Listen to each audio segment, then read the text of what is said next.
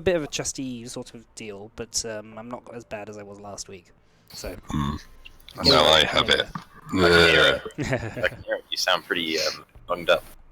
Yes, that I am. I'm not yet. Touch wood. I'm curing it with cider. Yeah, what, sorry? Curing it with cider. That is a good idea. I don't think that's a good idea. I don't think that... No, I'm not sure how good of an idea that is. They have vitamins in it, surely? It has like 1 vitamin per litre. It's made of apples. Exactly. How can something made out of apples be bad, you know? Yeah. Exactly. It's like apple juice from concentrate. It's basically just like pure sugar. It tastes like apples. Yeah. Right, okay. So, we're good to start, are we? Everyone's got a drink and stuff? Yeah. Yep. Okay, so, yes, well, last we left our... does everyone have the Bardley link? Yeah. Yeah? I do. I just, hotbarred it. You do have to. I have the link, but you have to remind me every time because I always forget. You should bookmark it. Bardley. Huh? You can bookmark it. It's always the same one. Yeah. Yeah, I think it's just that... Yeah, like I've got it bookmarked as well. I just forget to open it. Mm-hmm. To be fair, I'm guilty of the same thing. Hence the reminders that I say Yes. it. Because otherwise people are like, is there supposed to be music? Or like somebody says, oh, the music's changed, you know, like, is there supposed to be music? What? Okay, so, right, yeah, so last we left off, our heroes, the Clive 5, 6, 7, however many there are now. I guess there's Clive 6. I'm going to keep calling you the Clive 5. And then who gives a shit about how many people there are on the party at any time? It was Critical Role style. Yeah, like, but there's 6 of you. So our heroes have arrived in the city, had arrived in the city of Port Daron, the capital city of the Dancing Coast. You had spoken to, for quite a long chunk of change, a bunch of people. Lawmaster at the Magisterium. You went to the Citadel Sin, you and Mono and Scrimshaw did. For a little bit, bumping into the bold, strange figure of Pietro de Accolti. You also bought a boat. Well, didn't actually buy it yet, I don't think, but you are working on a boat in hopes of buying it in the future. And you are now preparing yourselves, as the night draws ever closer, to go to Mahir Vahirin's party in his house in Fountainford. So... Are you okay? Yeah. Can I pull my fancy elf clothes? I thought you were already wearing them. I thought you'd just been walking around wearing these things. No, like I might have already got changed in them. Well, at one point I did change back into my other clothes. Okay. Because I know you were wearing them the night before. Yeah. Yeah. Oh, okay. Yes, I did change into them. I remember. Okay. Skirmisher always dresses kind of fancy, so... Yeah. Guys, I'm not sure the folks around here would appreciate my aesthetic, shall we say. Well, Do you have any ideas? You look down at your clothes, and they do sort of smell. Well, we do still have Bridget's clothes. No. You sure? Not again. Hey, what? Sorry, I don't get it. What's wrong with that? Well, it's girls' clothes. Yes.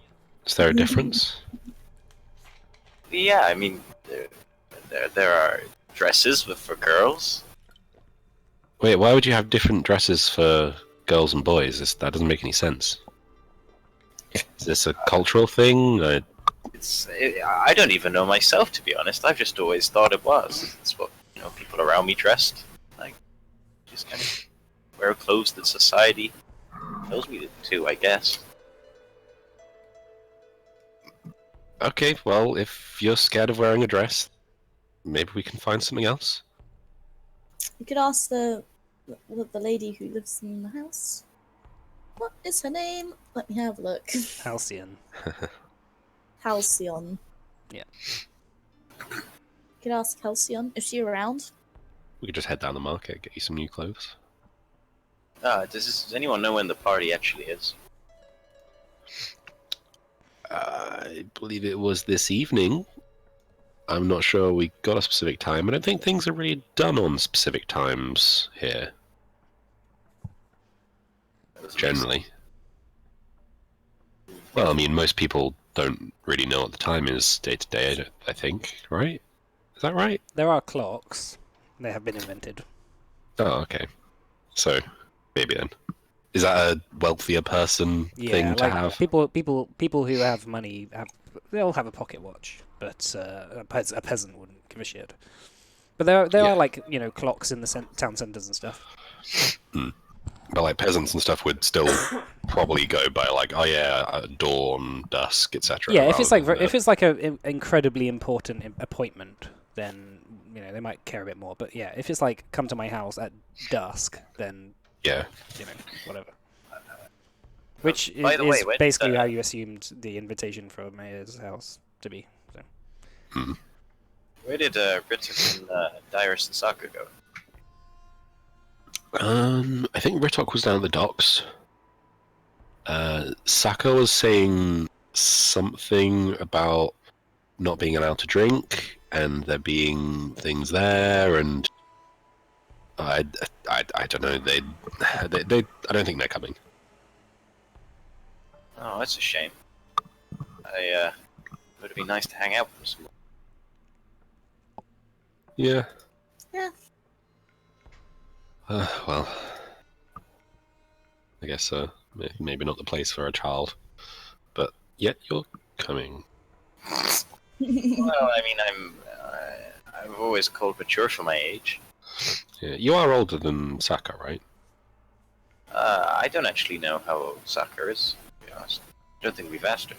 I think she said she was 5. Oh, well, I'm a lot older than 5, Scrimshaw. Oh, okay. You're not much different size-wise.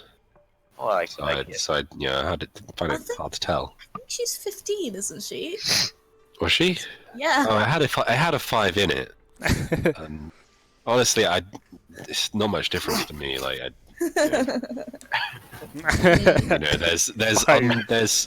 there's like under 50, and then like adults. Yeah. Okay. So, Scrimshaw, between myself and Morna, how much age difference would you say there is? Maybe 40 years? I don't know. I wouldn't say either of you's over 100. No, not over 100. Give me your best guess at how old I am. So, Gideon, you're like 8, 12? I mean, I never actually. I don't know. That's the honest truth. But I mean, guessing. I'm probably a similar age to Saka. Maybe Maddie's watching the stream, by the way. She just messaged me. What did she say? Yeah, definitely a lot cooler than Saka as well. But Okay, so let's say you're 14. Then Morna maybe 40. People don't really age much in 26 years, right? No, you're wrong. You can keep guessing throughout the night, though. Okay. That is too high. 60. Oh, too high. Oh, okay. 60. Oh God. word to the wise, Scrimshaw. Women don't like their ages being asked, and especially when you get it that wrong. I kind of just kind of walk off. They prefer lower. Oh, yes. You look 6. Is that better? That's worse. Oh God. Oh my God. Where's Halcyon? However it is. Halcyon's in the house, in the amethyst. I want to go find her. Okay, yeah, you find her just sort of pottering around in the back garden, tending to some plants. Morning, Miss Halcyon. Yes, hello. Can I help you with anything? Do you need any food or anything? I was wondering. We've been invited to a party tonight. I'm not gonna show my tattered rags. I'm not sure I'm really fit to go to something like that. You poor thing. Well, I mean, it's the life. I don't really care myself, but it's more that people around. I wouldn't really fit in. Sure, I get that. And you're hoping that I might have some clothes? I Well, might have if- something. I mean, I do have some stuff for my husband's Well, that I hopefully, can lend you. not going to be too big, is it? I Unless your mean, husband was a halfling or something. we can always make do. You know, like trousers and stuff. We'll just give you a belt and some suspenders or something, and then we'll just roll up your trousers. Oh, that'd be very kind of you. Hey, give me those clothes anyway. I'll put them. I'll wash them for you. The ones I'm wearing at the moment, right Well, this you- time. I've seen it all before. Come on. Miss Halcyon, I'm not sure that's appropriate. Well, okay, whatever. And she goes upstairs and starts rooting around like in her wardrobes and just sort of brings down some quite dated looking sort of like shorts with and like long socks, almost like a sort of a Tudor sort of like pantaloons and some clogs. And she just sort of like says, "They are fashion enough. I mean, they might fit." I don't really care what they are as long as I fit in. Let's give them a go. Okay, so she also gives you a sort of like cloth, quite loose-fitting shirt, but she sort of like gets a couple of safety pins and sort of tightens it up a little bit around the back, and then gives you like a jacket to wear. And she says, "Yeah, you look nice." And she sort of brings you out to where Morna and Scrimshaw are, where you guys watch as Gideon sort of hobbles out wearing these like wooden clogs, these like long stockings, like the shorts that are sort of like puffed out, you know, in this sort of like red and like blue and gold, like weird mercantile fashion, with this like long flowing jacket on. What are you laughing at? Nothing. Looks great. I don't know what you're wearing. I look pretty cool. I don't say so. And Yeah. there's also a hat as well, and she sort of gives you this massive like wide brimmed hat with a feather in it, just like puts it on. Does it reflect the town's fashion at all? It's very Dancing Coast. Okay. That's what I'm gonna say. It's very Dancing Coast.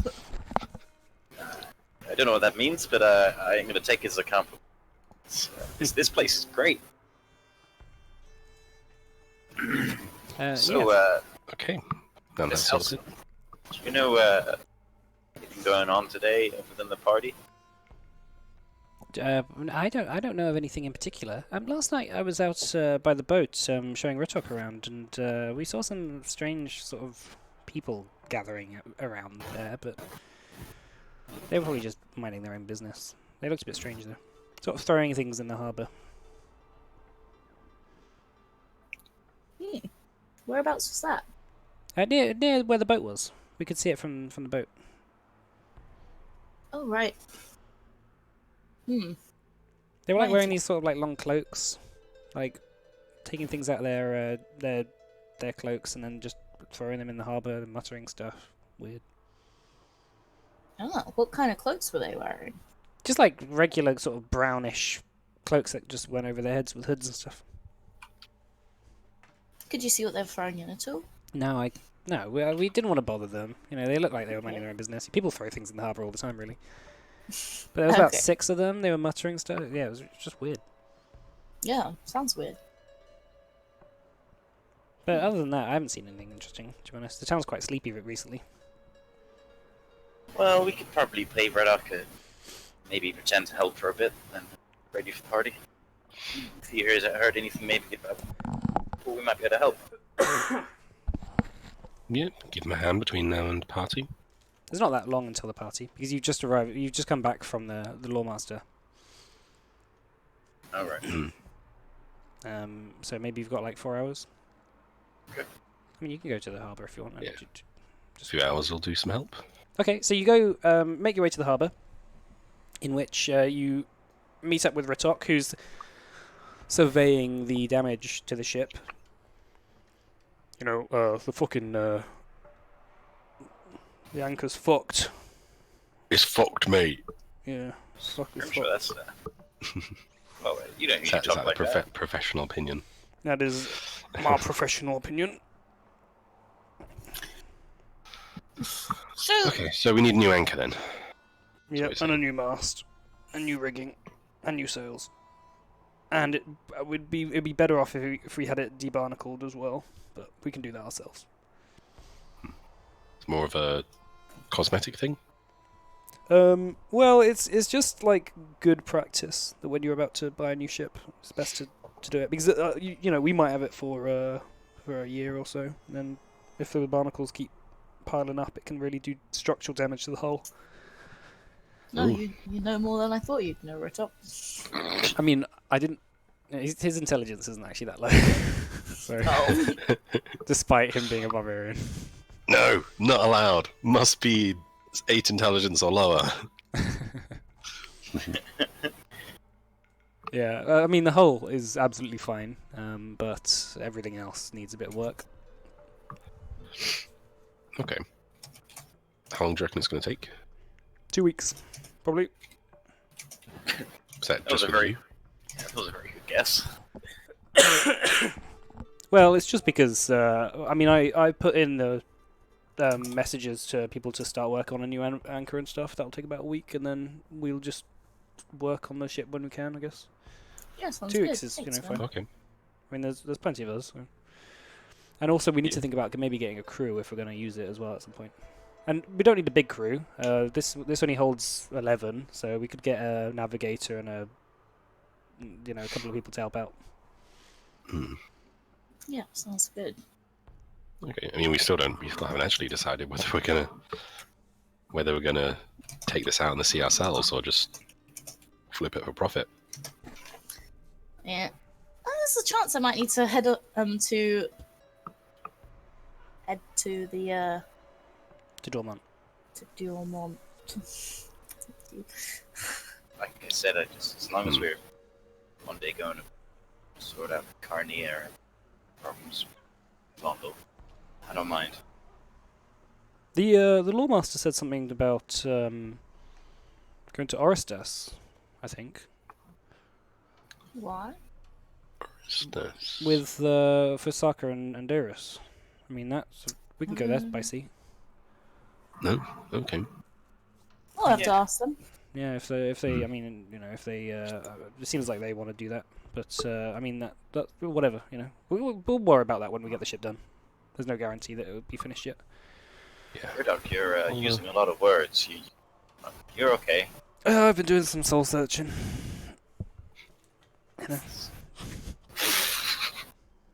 Back on That the sounds back on the old boats again. It gets you, the old seawater, gets your fresh air. Clears your head.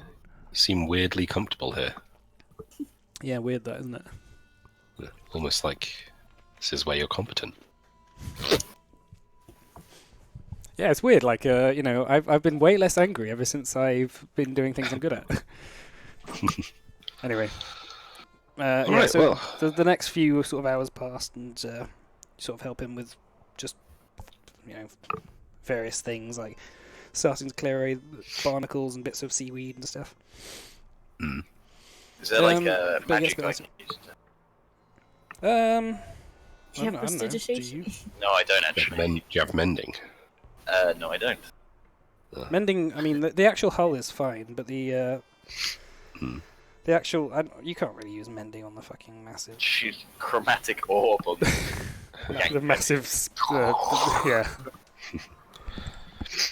I've got mage hand for some help.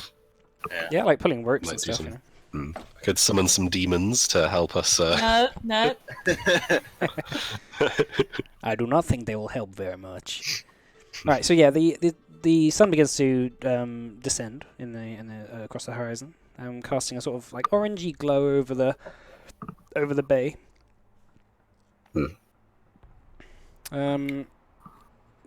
Yeah, I mean, time to go to Mahir's party anytime now. Really.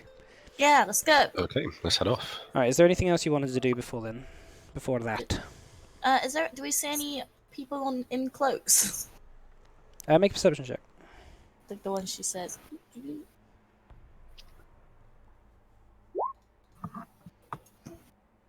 Um, 23. You don't see anyone like on the harbour in cloaks, but like sort of peeking out of the top across like a seawall, maybe 200 feet away. You see like sort of like somebody sat on the wall, like in a cloak. You can't really see their face. Maybe gonna walk past them and see if it looks like the people she was talking about. So yeah, Might sort of in the be opposite close. direction of where you're gonna go. Oh. But Oh. they're wearing a sort of like a brown cloak, hood up, just sort of sat on the wall, just watching. Watching what? Oh, the harbour. Oh, okay. Doesn't seem that suspicious. Yeah, let's go to the party then. Okay. All right. So you make your way to Fountainfoot.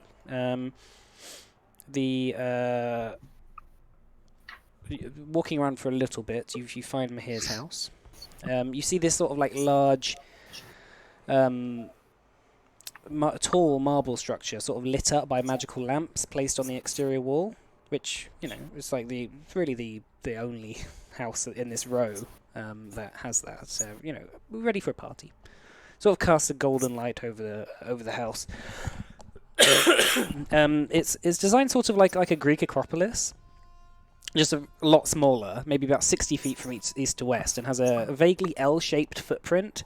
Like it goes back maybe 60 feet, and then it goes to the left, goes eastwards, maybe like about 30 or 40 feet.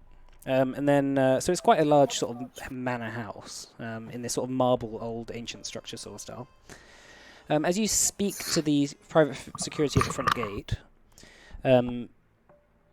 they sort of like point to your names on the list and say a guide will come and let you in. So this sort of like well-dressed gentleman, like a sort of butler almost dressed like how Scrimshaw dresses, comes and makes himself aware to the party. He says, "Hello, I am here to introduce you to Don Mahir. Hello. Thank you. If you would come with me." And he sort of like spins on his heels and begins marching off at a brisk pace. He walks you up through the front gardens, and you see these sort of like in this the actual garden space. The path goes through. It's gravelled with sort of white stones, and to each side of the path are these sort of like quite large, almost like palm trees, like clearly imported from Ishmalan. And they're sort of like grown so that the trees actually like almost make an arch over the path as you walk like between them, and it sort of shades the pathway enough that during a hot day, for example, you wouldn't have the sun directly in your face. So fancy. Yeah, the white steps up to the front of the house are shining in the sort of magical light, and as you look down, they've been recently polished, and some other mineral is almost like blended in with the marble, which creates like a sort of like swirling white and gold effect as you like walk up. It's almost like as you look at it from the front, it's white, and as you begin walking up, it like almost like a holographic card sort of changes to gold. And as you walk up, the guide knocks on the large oak door which is ahead of you and opens it up, and it opens up into this quite wide hallway, like an entrance sort of greeting hallway with a few people chatting. I've got some music. So yeah, so it opens up into this entrance hall where a few people around are chatting. And a bard in the corner plays some sort of Eastern-looking harp in the far corner. Almost immediately, there's a woman dressed in a long, flowing silken yellow dress and brown hair tied in braids, held together with multicolored beads, runs over and says, "Ah, hello, you must be the people Mahir was talking about on the road. It's so lovely to make your acquaintance." Huh, nice to meet you. Yes, he was. Hello. Yeah, we ran into him. He was a very pleasant man. She looks over her shoulder and says, "Mahir, come over here. Your friends are here." And you notice, you see the man walking over. He says, you heard about the party. I'm sorry, I couldn't find where you were staying to send you an invite." No worries. Fate would have it. We ran into that was coming anyway. Oh, really? Oh, well, we'll talk about all that later. Would you? I see you've met my wife, Donya Vaharden, and she says something silly. You can call me Ariane. Would you like an orange? An orange? Yeah, she sort of like clicks over and looks over her shoulder, and a servant comes over and procures this like large woven basket filled with the largest oranges you've ever seen. They're almost like more like grapefruits. Oh, I have a question. In this part of the world, are oranges weird?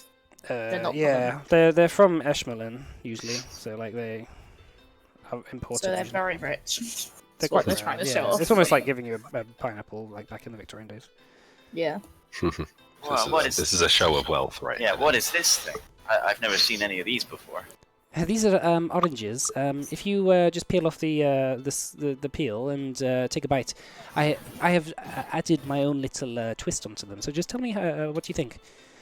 And she like snaps away the servant who just runs off with the basket. But she hands out these oranges one by one to you. Oh, Matt, your microphone is. Sounds like you're falling down the stairs. Hello, sorry, no, I was just... Okay, so yeah, she. I feel like in being polite, I'm about to just eat a substantial amount of gold. Going to waste. Okay, so Mornay peeling away the skin of the orange and taking a bite into one of the segments. You know, the hint of citrus, like sweet, a bit sour, and then as the juice begins to go down your throat, it begins burning, almost like a liquor, like a sort of orange liquor. As you sort of taste it and think, what the fuck? Like you get this sort of alcoholic kick out of it. Wow, you have to give me your recipe. This is very exciting. And Mahir sort of pipes up and says, I've never seen anyone who has managed to create such a thing as my wife. These are her creation. It tastes divine. Thank you very much. We think it will be a great hit. I mean, people love alcohol and people love oranges. And if we can manage to grow these in the Dancing Coast cheaply, as we have done, I think this might be a very big hit that will make us a lot of money. And Are they grown with the alcohol inside them? they are called alchemical oranges. I tend to do a lot of cross pollination of various plants and adding a bit of magic into the mix creates some interesting combinations of things. So this one, I'm still thinking of a name, but will shortly hit the markets and might be a big thing. Mahir sort of says like, I'm thinking of calling them Ariane oranges. And his wife just sort of like playfully slaps him and just sort of chuckles. Anyway, so let me introduce you to my house and the various things. So around this is obviously the entrance hall, and he sort of like looks around, and on the sides of the wall you see these like long, flowing sort of almost tapestries, like from various different cultures and stuff, and like places that he's gone, and pedestals with like well, you're muted now, Matt, so we don't know if it's better. And you've got these sort of like they have like these vases and urns and stuff, from various cultures and stuff. And he shows you around, and he sort of tells you a little bit about them. And he takes you into his sort of like living quarters, which has like a lot of sofas, has a few more people, maybe 5 or 6. And he sort of takes you over to this like long L-shaped sofa that has like a couple of people on it, and he just begins introducing you to some various people. He says, so you managed to find the house, all right. Listen, I have something to ask of you, but maybe we'll talk about this a little bit later. There are a few more people who have come in. But my wife maybe show you around a little bit more. Yeah, sounds good. Thank you very much. Thank you. Pleasure to meet you. Okay. That is better. May I just have a few more oranges before you go? There are a few more in the basket if you track down the servant. Brilliant. Are children supposed to be drinking? There's no I'm mercy not in this technically drinking, am I, Scrimshaw? I'm eating. I'm sure it's fine. I feel brilliant. Anyway. I can't refute that. All right, Gideon, make a Constitution saving throw just to see how sort of pissed you get. Just been like 2 oranges. Yeah, they're like a shot of vodka, like 2 shots of vodka or something. So, it is like a liquor almost. Okay, I've noted it. So yeah, she shows you around and sort of like introduces you to a couple of people. Like a few people are merchants from the Dancing Coast. A few people are foreign envoys almost. And later on in the night, as more people come, Mahir returns back to you and he says, so we can talk about business maybe. I think that we had an interesting discussion about. I mean, you are clearly adventurers, right? You like to do adventure? Yes, we do like to do adventure. He points over to two people who have just walked in. You recognise the one on the left, Scrimshaw, as Pietro d'Arcolti, the bold, guy with no eyebrows and like bright blue eyes, and he's wearing this sort of like yellow robe with like a sort of almost like a blue scarf on, with his hands behind his back as he as he walks into the room with another man wearing this sort of like hat, who takes it off and puts it to the side, and he's got this sort of like Three Musketeers almost mustache and beard combo, like goatee. And Mahir says, you see the man over there with the hat, minding his own business. He's a fellow council member of mine, Don Pacino, his name was. I assume he's here to spy on me, and since I don't know if you heard about it, but the death of one of my colleagues last night was one of my only friends in the Shining Revel, and so I have found myself into a position now where it's a little bit tricky to find friends. So I have some things to ask of you. Which might be quite good for business for you. Might make you a lot of money if that is the thing that you sort of like. We do like having some money, yes. Well, Don Pacino, he has claimed that that I am a regular cheater in the Citadel Sin, and that's a grave accusation which, if it was proven, would kick me off the council and probably lead to my death, and a death which would be very profitable for him, of course. So obviously Don Jacobo was the last friend in the Shining Revel of mine, and the guy next to him over there, and he points over to Pietro, he says, that is the great explorer, Pietro d'Arcolti. He has a specialization in magical artifacts. See, Pietro approached me last night asking for my funding to secure a powerful magical artifact for the Shining Revel.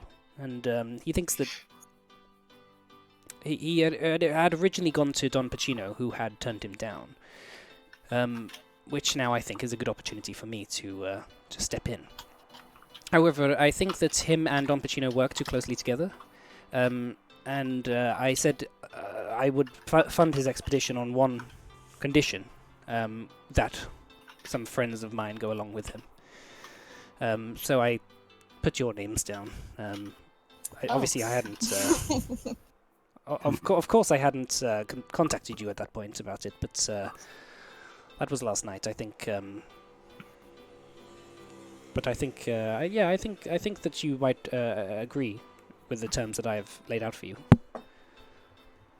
But I'll introduce you to him later. It is fine. He thinks this artifact can be found in the Lashnera Heights, so it's not actually that far away. But it'll be maybe a week's travel there and back. What is the artifact? I honestly, I don't know. He comes and talks about various artifacts and magical thingamabobs and gidgads and whatever, and he said it was beneficial for the Shining Revel in some regard. He only does these things for his own personal interest, to be honest. And I kind of give a glare to Scrimshaw and Morn. I'm just going to glare at them just to like look at them like there's something here that we need to talk about. Yeah. So anyway, yeah. Yeah, obviously we'll need to discuss this on our own. Maybe discuss this in a bit more detail. But, of course. we're certainly interested. Yeah. Well, I said that I would pay half of your salary, and then he would pay the other half as part of this expedition. But how much is half of the salary? 1,000 gold each. Okay.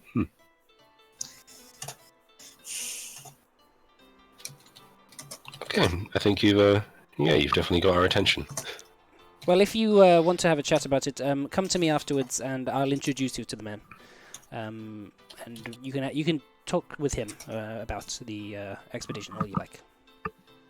Okay. But it is on the condition that you must understand that you are with him, but you are also my informants as well. That if he does anything strange or contacts anyone that doesn't go through me, you tell me about it. Sounds reasonable. It's a joint expedition. You should be informed on the details. Yes, you are very reasonable. Anyway, so yeah, come find me after you've had your discussion. You are obviously welcome to take a side room or something to talk about it. Okay. Mike, you're out. Your mic's doing some weird stuff. Oh, is it? Okay, hang on. Is that better? No, I think it just did it again. What's it doing? it's crackling. Oh, is it? Okay, hang on. Is that better? No. No, but if you can't fix it, it's not the underworld. Why is it crackling? In what way? Talk with him about the. It's just kind of crackling a Yeah, bit come find me. Oh, okay. when you talk. Well, yeah. It's not terrible. Yeah, it's not awful. Okay, I think it just only does it on Discord. It's not actually doing it on my recording. Hmm. So anyway, yeah. So you guys can go off and do your things if you want. Send you. Ooh, Okay, I don't have anything to well. do. Yeah, do we actually have anywhere to go? I believe you wanted to maybe find someone that might be able to sell those gems. Well, hold on. Before we do that, I think it's worth mentioning that you do know what this magical artifact might be about. What? Do we? Do you remember when we first met? Oh, yes. No, I don't know if it's necessarily going to be explicitly about that, but if you remember the message and I kind of look around, make sure no one's looking, and I take out the bird page again, and I said, remember what it says? I will return to block the tunnel up forever soon. And the tunnel he was talking about, from what I think he was talking about, was, do you remember that strange liquid that we found underneath the Corsair's Crossroads? The one that turned the rats mad. Yeah. And large. I mean, Pietro del Cote is involved in that, and I mean, clearly, if what Don Mahir said is right, that he's interested in magical artifacts, and this could all be connected. I dread to think what that could be about, but I think we just need to be careful when dealing with a man like Pietro and Mahir. We don't know what he's after. That's my 2 cents on the issue. I think caution's always wise with things like this. So, But I have no I don't think we have any reason at the moment to suspect any malicious intent with this. no, and I think it'd be a good idea if we do get involved, because we can potentially stop or influence what's going to happen. Keeping the people safe is important.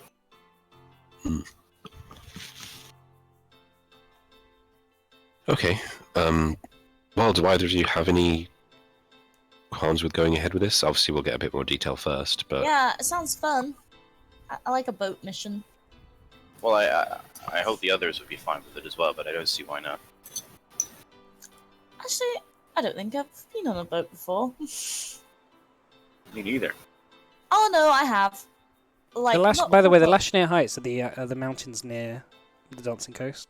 So you won't be going on a boat. Oh. Aw. Well, I have been on like fishing boats and stuff because I grew up in Dormont, which is very close to the coast. Yeah, it is. Not a big sailing boat. So that'd be exciting. did he say it was a week round trip or a week either way? A week round trip, Okay. also.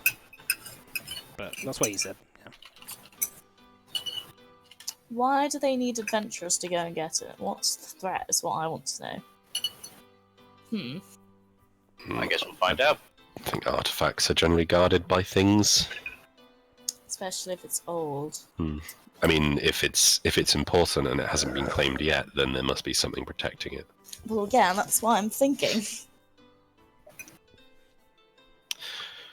Well, if it's a week if the trip lasts a week, then we could get orders in for things on the boat, and by the time we're back, we've got an anchor to set up. We've potentially got some other things in to fix that up. These timescales work remarkably well. Yeah. I think that's a good idea.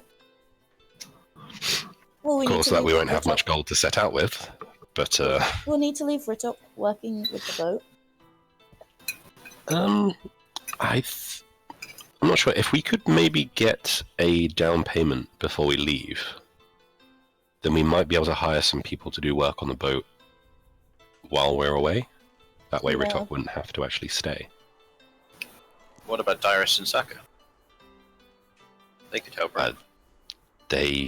Well, from speaking to them, they seemed very up for adventure, and Yeah. this seems right up their alley. Not quite as much up their alley as if it was the heart of the forest, Well, but I don't know if. well, I mean, we don't know. Maybe it is the heart of the forest. Maybe it'll be. I think Don Mahir probably wants us out doing this thing tomorrow, right? Or did he give a date? I don't think he gave any specific times, though I imagine it will be. As soon as Relatively possible, soon. yeah. Okay. I say we go for it. Yeah, let's go find our gem vendor. I think we just need to find out, what the threat is. Yeah, we'll get as much information as we can about the trip itself, and who will be with us. Mm-hmm. Okay. Okay, so do we want to find someone to sell your gems? Do we maybe talk to the man that we were just in contact with? Didn't Pietro want to sell? Didn't you already talk to him at the casino? Oh yes, we did. I think he did say that he'd be interested in some talks of trade. Yeah, we could try talking to him, see if Yes. either do this with us or point us to someone who might be willing. Okay. Okay, let's go find him. Okay. So you're just gonna walk straight up to Pietro, are you? Well, maybe Maybe wait for like a moment where it wouldn't be rude to just step in and be like, "Oi, do a favor for us." Okay. Well, Mahir spots you sort of waiting around, and he comes back up over and he says, "So, have you decided on anything?" Well, we're we are quite interested. Obviously, we want to get a bit more detail first. Oh yes, of course. I'll introduce you. And he noticed he looks over and Pietro is sort of chatting with someone else at the moment. But he says, Pietro, and it's sort of waves at him, and the guy looks up and just sort of stares at all of you, just looks at you, recognizes you, and sort of face expression lifts a little bit, and he sort of swaggers over and he says, "Ah yes, we were introduced just last night. Yes." Yes, it was nice to meet you. We understand that you're making a venture out to recover a certain item. Mm-hmm. We've spoke to your colleague and just heard something that sounded like gunshots outside. Nice. Not in game. And yeah, we are interested in coming along. Ah, fantastic. Well, I guess I mean, do you have any questions? I mean, I'm ready to go really whenever you are. A couple of days maybe. A day or two works for us. I mean, obviously, we want any information that might be pertinent about the journey. Obviously, if a group like us is being hired to do this, then we understand there will be certain dangers. And the more information we have about those, the more likely we are to return. Yes, of course. Well, in my course of my recent travels, I came across some information about this artifact, a sword, in an old Mystian fort, deep within the Lashonir Heights. I didn't really think it existed, honestly, until I looked at some old archived maps, where I've just returned, and it seems that there is something there. It might be worth looking at, really. Honestly, I don't know how dangerous it is, but I need people to come with me. I'm not a particularly necessarily well defensible person, you know. Oh, you'll be actually going yourself. Of course, I'll be coming with you. A question: is this 2,000 gold Yes. a payment for the item to be retrieved, or just the expedition for the item? So, my friend Mahir here, who is going to pay for 1,000 up front. Then I will pay for Okay. 1,000 on delivery of the item back here. So if we get there and there isn't an item, we will not be Well, being paid. if we explore the area and stuff and return back, I will pay you just all the same. Okay, I understand. I was just worried that we'll be going. Basically, 1,000 now and 1,000 on return Okay. after having explored the area. I have it on good. Unless somebody has got there first, doesn't seem to be. Seems that this is some real interesting stuff. Oh, great. I guess we want to get there ASAP then. Before more people hear about this. Pardon my intrusion, but might we know a little bit about the nature of this item that we're retrieving? It's a sword. Does it have any particular relevance to something? Well, it is a sword that was forged by the Mistrins during the Great Mistrin War, as far as I heard. It sort of has this...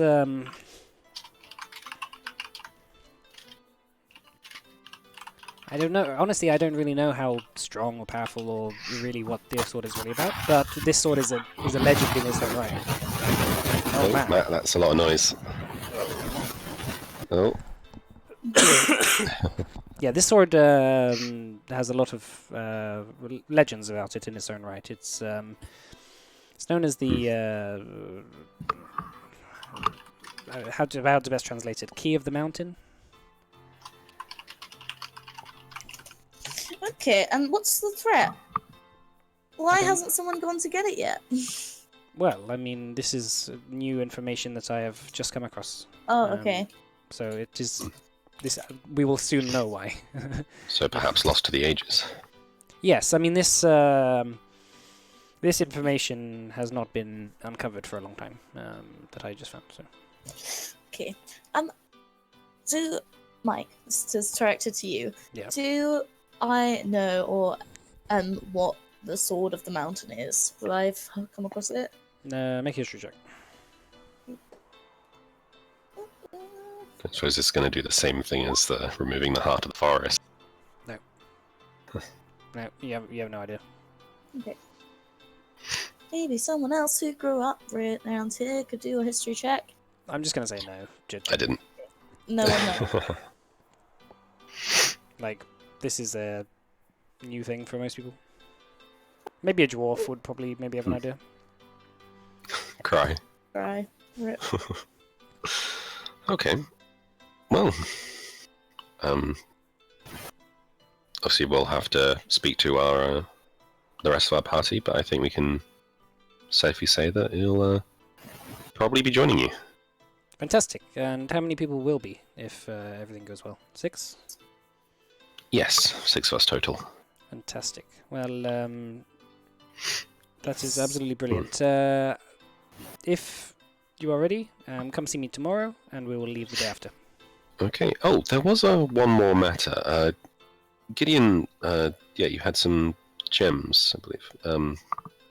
I thought I passed them to you. Did you? Oh, okay. Oh, yes, of course. Here they are. This has been around my neck all this whole time. I'm gonna be so careless. Obviously we're not that adept with this area. We have come across various gems on our travels. You know how things are. If you go to the market and just sell these straight off, you get only half what they're worth. Yes, of course. I can find you a buyer. Well, Mahir will probably be better for that. And Mahir's sort Oh, of says, okay. yes, I will do that for you if you want buy it for full price. That would be most helpful. I will find that. I'll take a 5% commission, of course. But you're my friend, so maybe let's knock it down to just 1%. That is most reasonable. Oh, fantastic. Well, brilliant. Okay, well, once you're back from the thing, I'll have found someone for you, probably. So. Okay, that sounds very good to me. Okay, and come find me. I will keep in contact with Pietro, but come find me tomorrow if you want to take on this this quest, and I will pay you the upfront cost. Okay. I'm not sure we actually got your name. Mahir Vahiran. Wait. I think I've gotten mixed up as to which people we've been speaking to. Yeah, so you've been speaking to Mahir Vahiran and Pietro de Arcotti this time.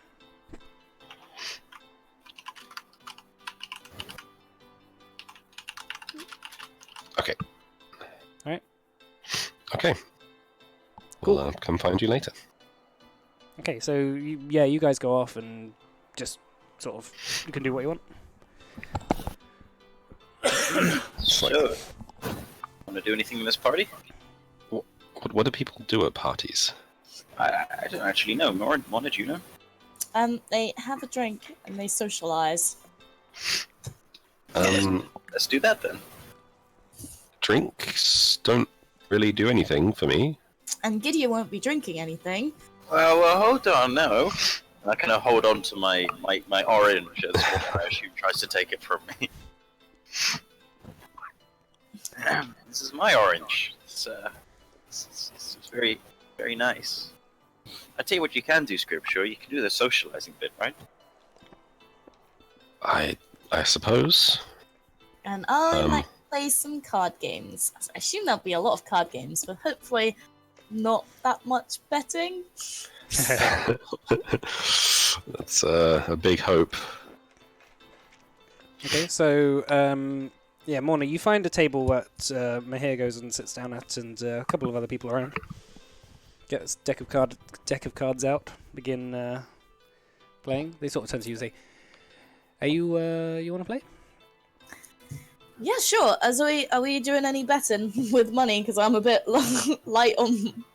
I've got a bit of a light purse at the moment. Oh, that's okay. We can. I'll take that out of your wage. It's no problem. What?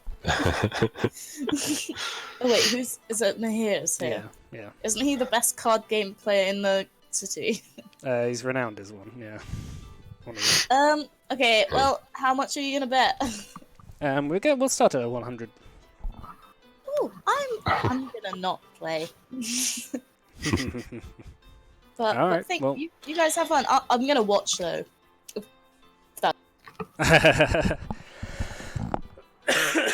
Okay. Yeah, you sort of just watch them begin to play, and you notice that Mahir is like on another level as people come and sit down and chat and stuff. He's like, he's quite sociable. He chats and laughs and drinks and just like everyone else, but he's just consistently winning hand after hand after hand. Doesn't seem to be like, from what you can tell, he doesn't seem to be like changing cards around in his hand or stuff. He just seems to have like a natural luck around about him that seems to win a lot of these sort of things. Can I proper watch him? Like, actually have a proper look? Yeah, make a perception Make check. sure he's actually.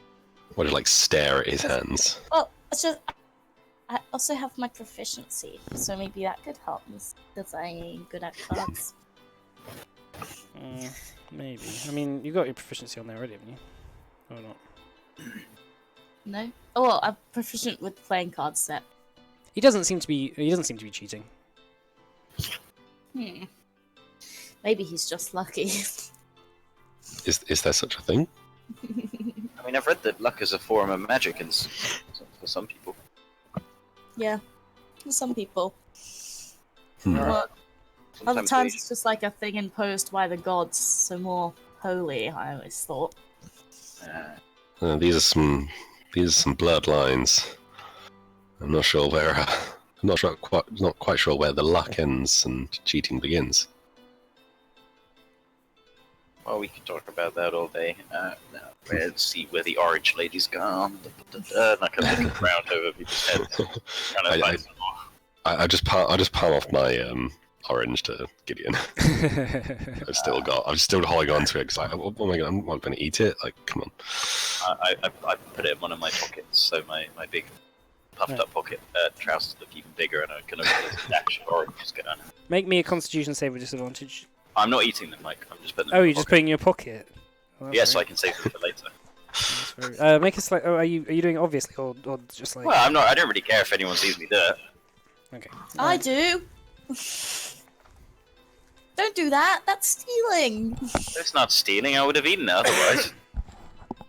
No, if you're at a party, you don't. You can like use the lampshade, but you can't steal the light bulb. Hey, every party I've been to, I've done this. I mean, candle. Yeah, but maybe not this one because we're supposed to be trying to fit in a little bit here. What? It's fitting in. These trousers are a bit baggy enough. No one's going to notice her. I think most of the people here know that we're not the regular attendants to things like this. What? Why? I mean, You look around, you see a couple of Look people like around. looking at you and just they raise their noses and just sort of like look away in disgust. like we're useful to some of them, but we're not. I don't think we're going to ever be one of them. Okay. Well, let's try that. Maybe someday. I got to a group of people.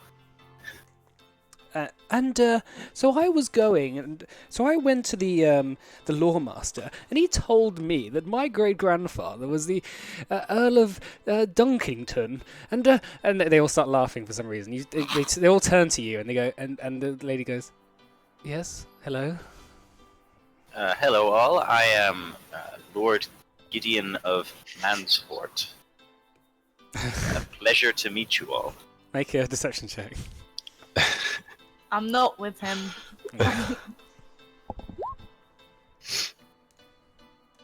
They sort of I'm look tempted confused. to hex him on charisma. That'd be very mean. They all sort of look really confused, and one of them says, "I don't think I've ever heard of Mansford. Where in the Free Cities is Mansford?" It's not actually in the Free Cities. It's north of there. What, in Nesvenio? Yeah. Oh, you don't have a very Nesven accent. Oh, it's a long and tragic tale. Unfortunately, my father, the Lord of Mansfort, he was tragically killed, and I've been on the run, and only recently managed to get my Jew inheritance. What? Your Jew inheritance. Do you inherit? Oh. Oh. Oh, you don't ban me. They say, "Oh, so you managed to finally get it? Well, I can see why you've now decided to splash out on extremely expensive clothes." I know, and I must say your fashion sense is all absolutely divine. I'm sure Titus is looking out over every single one of you. They sort of like begin chuckling, and they say, "How old are you, boy?" 16. 16. Oh, I didn't realize that 16-year-old boys tend to frequent Dancing Coast parties. But nice to make your acquaintance, Lord. What was it? Lord Gideon of Mansfort. Lord Gideon. I'm gonna walk over and say, "Oh, Master Gideon, your mother's requesting your presence." Of course. This is my manservant, Dongle. Say hello, Dongle. I do take issue with you calling me that, sir. The Lord wouldn't be wait. They all sort of curtsy to you, and they say, "Nice to meet you, Dongle." Sorry, his wiring's a bit loose. It seems he's not quite sure what he's saying. Let's go, Dongle. It's been lovely to meet you on. Have a very exquisite evening. I'm sorry for any trouble the young master has caused you. Being very careful to use the word master, not lord, every time. they say, It's no problem at all. See, Scrimshaw, that was easy. Socializing these people is a joke. Yes, they all revered and admired you, I'm sure. Look at them. And I turn around and I assume they were laughing at me. What's your passive perception? Mine. Yeah. It is 14, and then I have that weird thing, observant. I don't know if we've added it on. +5 to your passive wisdom. No, that is your. That would be Okay. it then. And what's yours, Scrimshaw? Mine is not great, but not awful. Oh no, it's 9. Wait, Okay. what? Oh, yeah, it's 9. Gideon, you as Mine's you're talking, you look back around. You sort of feel something on your back, and you sort of like reach behind your back, and you sort of see like a little piece of paper like taped to your back with like Lord Dickhead or something on it. It's like in cursive, so you can't really read it very well. Did anyone else? Did Scrimshaw see it on my back? No, Scrimshaw didn't notice. I just kind of throw it away and don't say anything. You just hear like a bit of laughing as you do it, like if coming from over that crowd. Yeah, I just kind of walk away. I just pretend that nothing went wrong. It went very well, and hope that Scrimshaw's thoroughly impressed. Yes, very impressed. Yeah. Okay, well, now that you've become a gleaming socialite, do we have any other matters to attend to? No, you don't want to go now to use Scrimshaw. It's only early still. Well, what else is there to do? Well, a party. No, there's free wine and oranges and snacks and whatnot. And what part of that is particularly fine for myself? I mean, if you guys want to stay, I'm fine to stay. I just Yeah, I want want to stay. I want to chat. See, Mona gets it. By all means, I'm not stopping you. I'm just wondering if there's any more business we have to attend to I before don't think we. we've got any more business. We've done the gems. We've done the thing that Mahir wants to do. I don't think there's any more business to do. I just want to wait around the party. I think it'll be fun. Okay. All right, so yeah, so you just sort of generally trying to socialize, sort of thing. Yeah, just see. Like, I'm not gonna try and pretend like I'm anyone else, and I don't want people to. I'm not gonna talk to people who look like they're gonna be assholes. Yeah, sure. Okay, so if you make me just make me like a sort of general charisma check for the night. With my really high charisma. Really, really high charisma. Cool. Okay, so throughout the night, you guys just sort of hang around. You know, just sort of like see some of the strange things that high society life it gets up to. You know, you see a couple of people being drunk and throwing things around as the night goes on, and Mahir sort of gets up from the table and just like rakes in a whole bunch of money he's won. And Morna, as you're sort of just like watching everything, you sort of throughout the night you've just decided, fuck it, no one wants to talk to me, as your charisma is so bad. This sort of like quite old man comes up to you, wearing a sort of like quite almost like a toga, really, but like light blue. He says, "I've never really understood these sort of things myself." No, neither do I. I'm not really a fancy lady, so I don't get it either. Oh well, you seem nice enough. I mean, would you like to dance? Sure. Yeah, I better watch my purse though. Just FYI. I'm not sure your are you purse- saying I'm that not sure. to him? I'm not sure of anyone here. Yours is the purse that people would be going for. Yeah, I know. Okay, I won't say that then. No, I'm not. I wasn't gonna say it anyway, but. Okay, so he sort of takes you to the dance floor where only a couple of people are sort of going around. And Make a performance check. Oh no. Yikes. Do I see this happening? Yeah, you see the Morna beginning to dance. Can I try and hex Morna, Oh! giving disadvantage on performance on charisma? Well, she's doing terribly anyway. Oh yeah, it doesn't matter. Mean. You sort of like begin to stumble over your feet, and he says, "Don't worry about dancing. I don't like it very much either, but you seem nice enough to ask a dance for. Just follow my lead." And he sort of just like begins to sort of follow you. You begin to follow him around, I guess. Cool. He says, "So what brought you to the house of this fair merchant?" Yeah, so we were traveling on the road down from oh my god. Sorry, I can't. Varathan, thank you. Don't take notes of these things, I'm gonna remember it. We were traveling down from Varathan and we saw him on the road and let him come and stay by at the campsite and he invited us to his party. Oh, So we you were just down thought from we'd- Varathan? Yeah. Oh, I have some family there. I've heard about some of the terrible things that happened recently.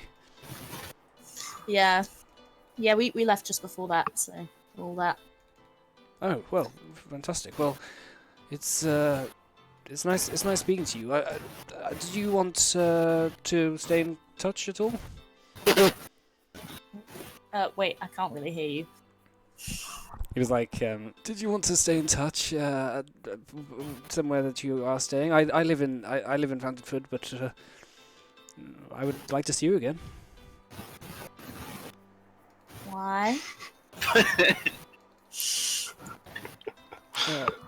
Don't make an old man have to spell things out like this. Yeah. Maybe we could see each other again.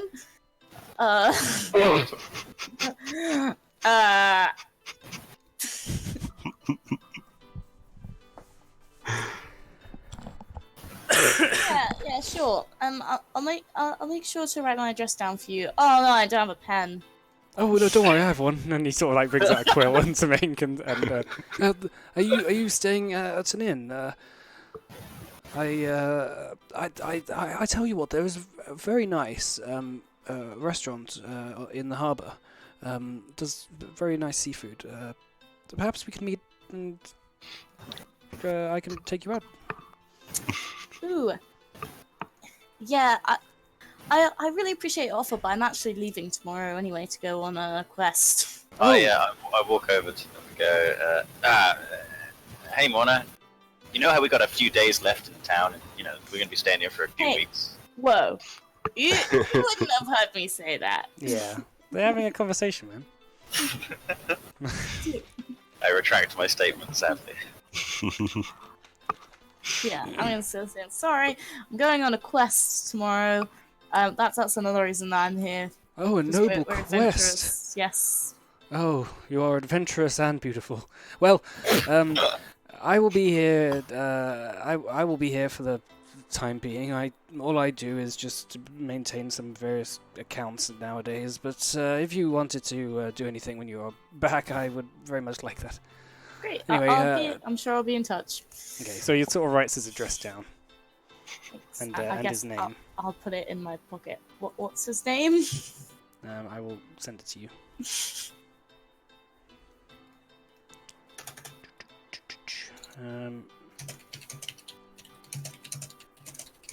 Whisper Morna. Morna's pulled. I should hope he's rich. Okay, there we go. Oh no, right, that's the wrong person. Yeah, I was gonna be surprised if it was them. That was the wrong person. Yeah. Ignore that. Yeah. There you go. Thank you. Do I recognize that name at all? Yep. And he sort of goes off. Huh? And he just go. He walks off and leaves the party. Who is he? He's on the Shining Revel Council. Oh, okay. Nice. Was that an? Oh, okay. So he is rich. Yeah, that was what I was He's your sugar thinking. daddy. My adventure daddy pays me to go on adventures. And later on during the night, like before it gets to midnight, maybe about 11:30, Scrimshaw, you like on the back of your trousers, you feel someone tugging, and like looking over, you see this like quite small child, maybe about 6 or 7, like looking up at you, like a young boy, and he's sort of like tugging at your trousers. And he says, "You're weird." You're right. Why are you made of wood? Well, some people are just made of wood. I've never seen anyone made of wood. Oh. How far have you been out of this town? Not very far. Oh, there's all sorts of weird and wonderful people in the world. Maybe someday, when you grow up, you'll get to go out and meet some. Oh, well, I doubt it. I haven't been far out of here before. Well, when you're an adult, you'll be able to make your own way. Are all your friends weird like you? They're weird in their own ways. Are they made out of different things? Mostly flesh. And that's boring. I wanted someone made out of metal, like a big sword. You know, I've actually known a couple of guys made out of metal before. You know, it's actually not very convenient. You know, it's quite heavy. It's quite a bit lumbering. You bang into something, you chip the wall. It's quite expensive. But if you're made of metal, you can just make your whole house out of metal, and then you can't chip anything. Ooh, not everyone has enough. Plus, that's going to be a cold house. I mean, if you're made of metal, you don't really care, do you? Probably not, but you might want to live with people who aren't made of metal. Are you cold? I'm fine. Do you, I mean, what's the weirdest thing that you've ever seen someone been made out of? Ooh, well,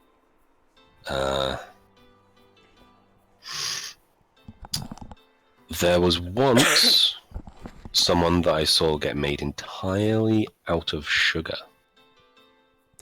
And he didn't last looks long. back and he sort of like licks his lips and he like looks around, and you hear Mahir's voice saying, "Azra, what are you doing up? Go on, get back to bed." And he sort of like picks up the kid who like sort of like holds onto his neck and he sort of like swings almost from it, and he's like Mahir grabs him. And turns back to you and says, "Sorry about that, sir." And he just hands over the child to Ariane, who like runs upstairs. Oh, very, very, very curious little one you've got there. Yes, I haven't been home for a few months, and my wife just lets him have the run of the place usually. But tonight we told him to stay in his room. But yeah, he seemed like he took a liking to you. Yeah, I Quite think shy. he was. Yeah, he seems like he may be interested in things from afar. Well, he's usually quite shy, but I don't know. Maybe it's something about your condition, I suppose. It's the easiest way Yes. to. Yes, it's not probably not something that he would exactly see every day. No, but I've seen a couple of people like you before. You have. Yes. Not, I don't think quite in the same way, but similar. Do tell. Just, I mean, I Hello. wouldn't want to put you on the spot, you know. I've seen people made out of like constructs. You know, I have a book actually about how to make them in my upstairs. But I suppose that whoever made you was way more skilled than whatever rubbish is in that book. I mean, where there's all sorts of lots of ways to make things, and I have yet to run into have yet to run into a way that mirrors what I've experienced in the past. Well, did once see someone who... usually I see these constructs and they... they don't talk, they don't really do anything, they just sort of do their master's bidding. But Mindless. I did once see someone... only wore armor to cover up his body, but I did get a glimpse of his body once, and it was made of wood, like yours. But he wore a mask, but he interacted with people, chatted,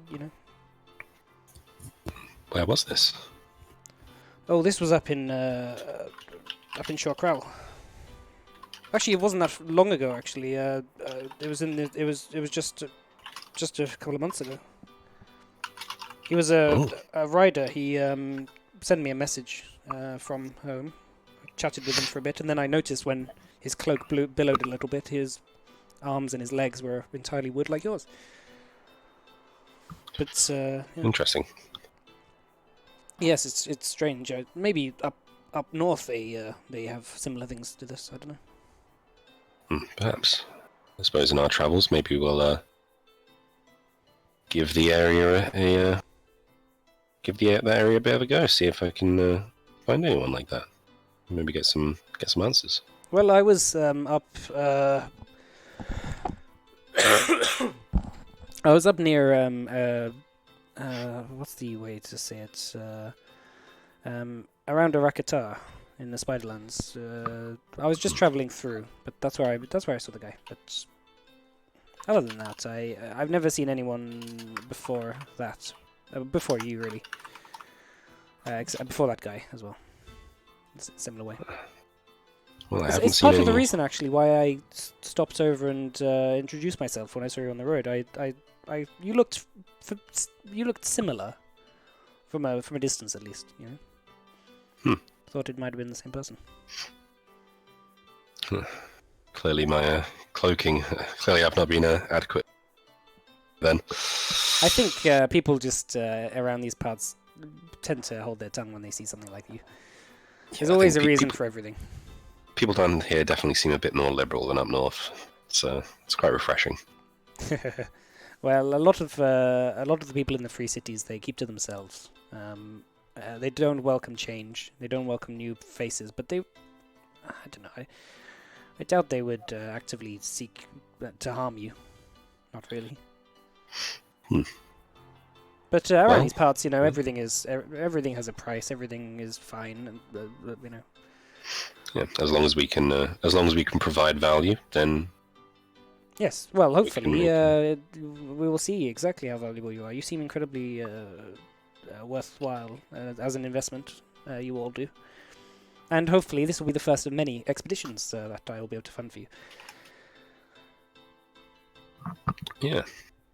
But anyway, if the night is going well for you, I'm going to probably retire to my room soon.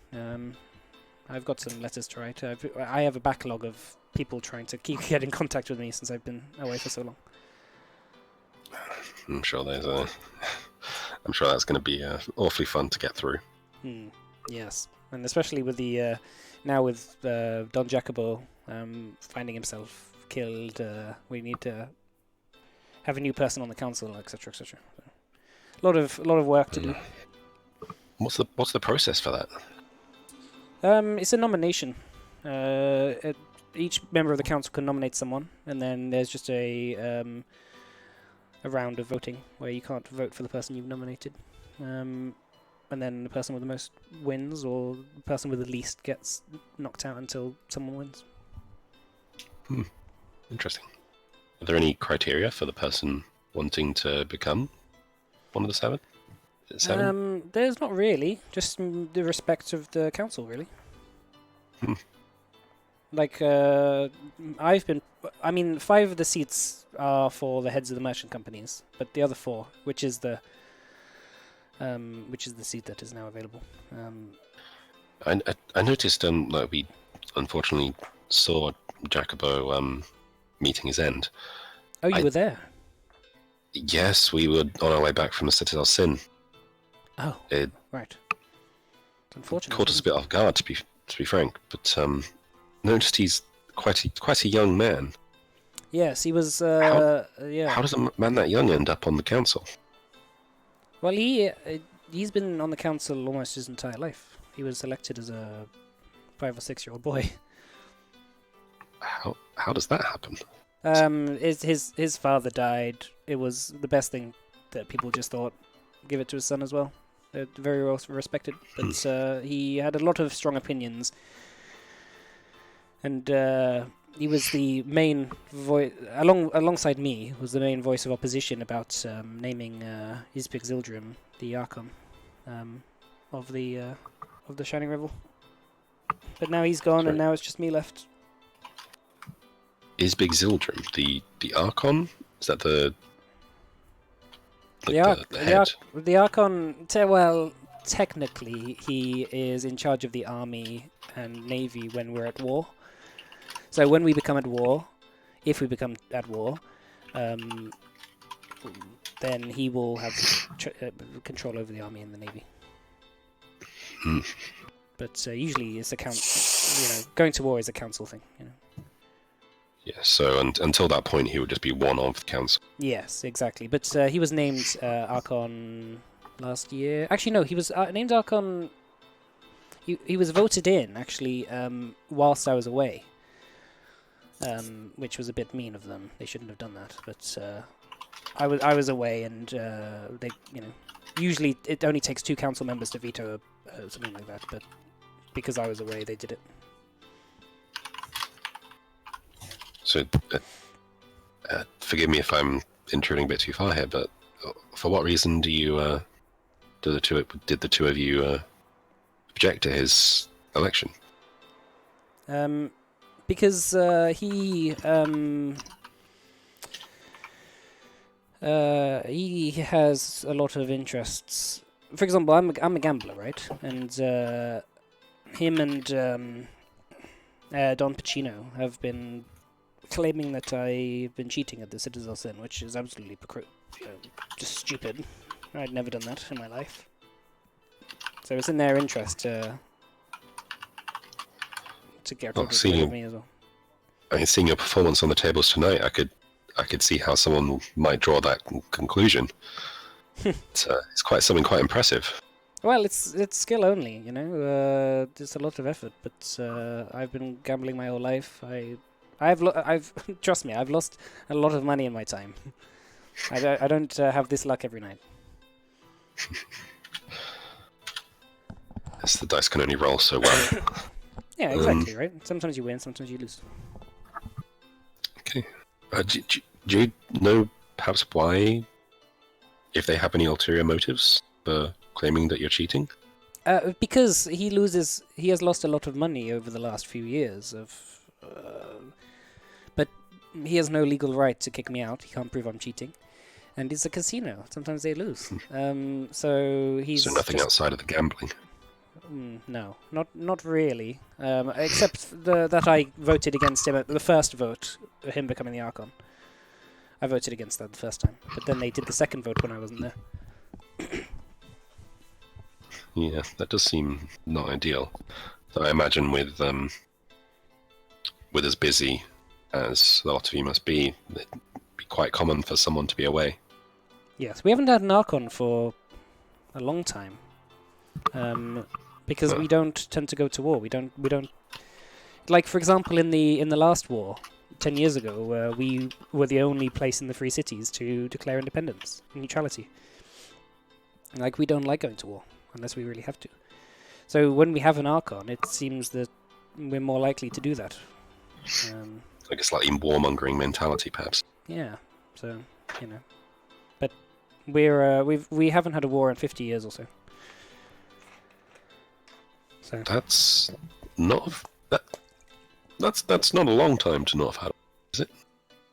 Well, it's longer than most of the other countries around these parts. Ooh. How many wars have gone in my lifetime? Ooh. oh dear. That's not a nice world. There's a war. I mean, there's a war going on right now between the sword and most people in this continent. The sword? Yeah, and, some fanatic religious people in Ashmelon trying to invade Lavar, but they haven't come close yet. So. Hope losses can be minimised. Well, we'll see.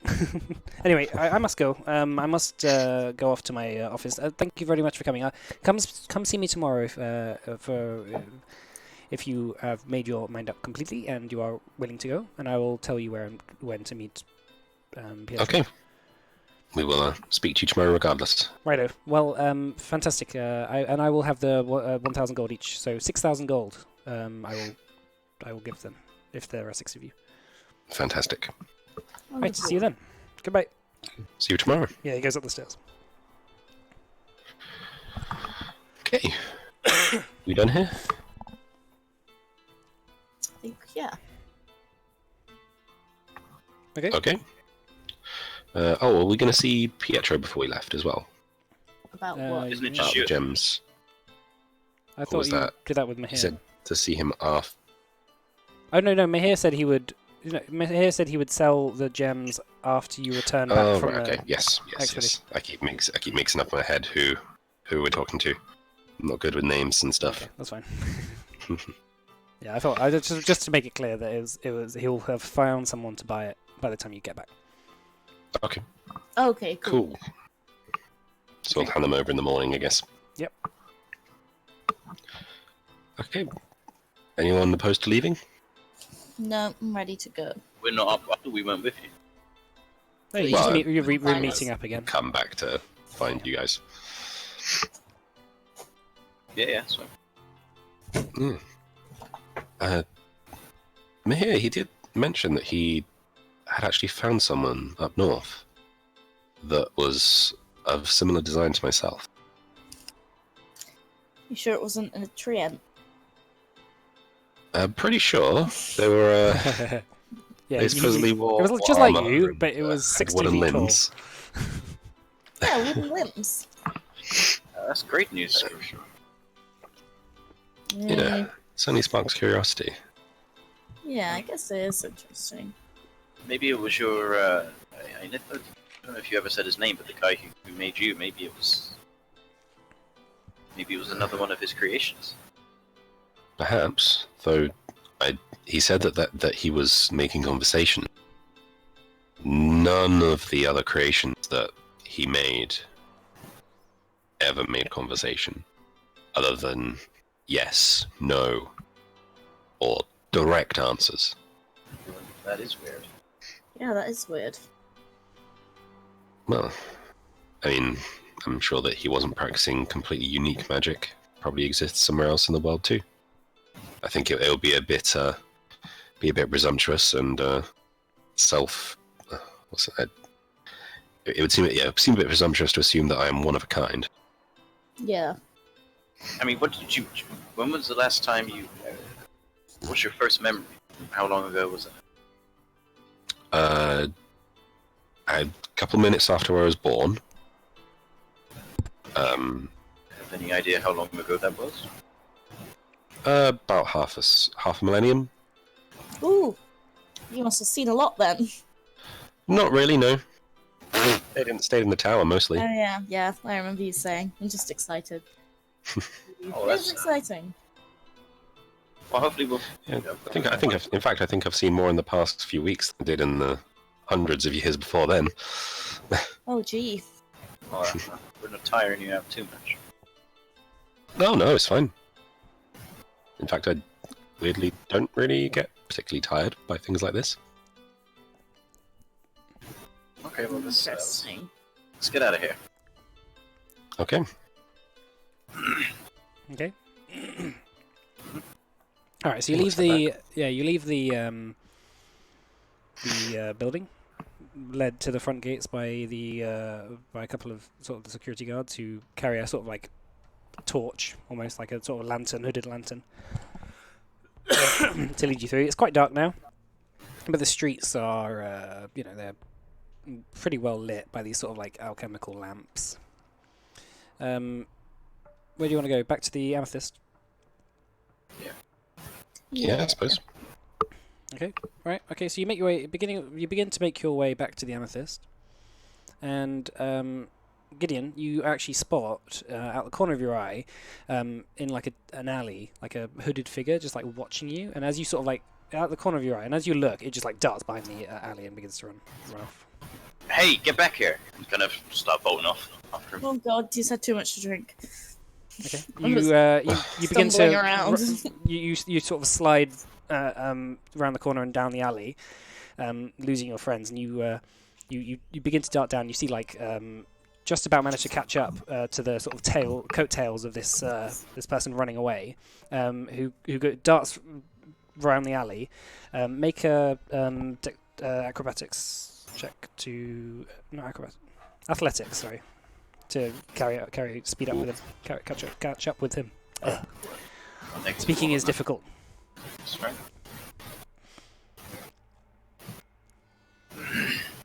You got it?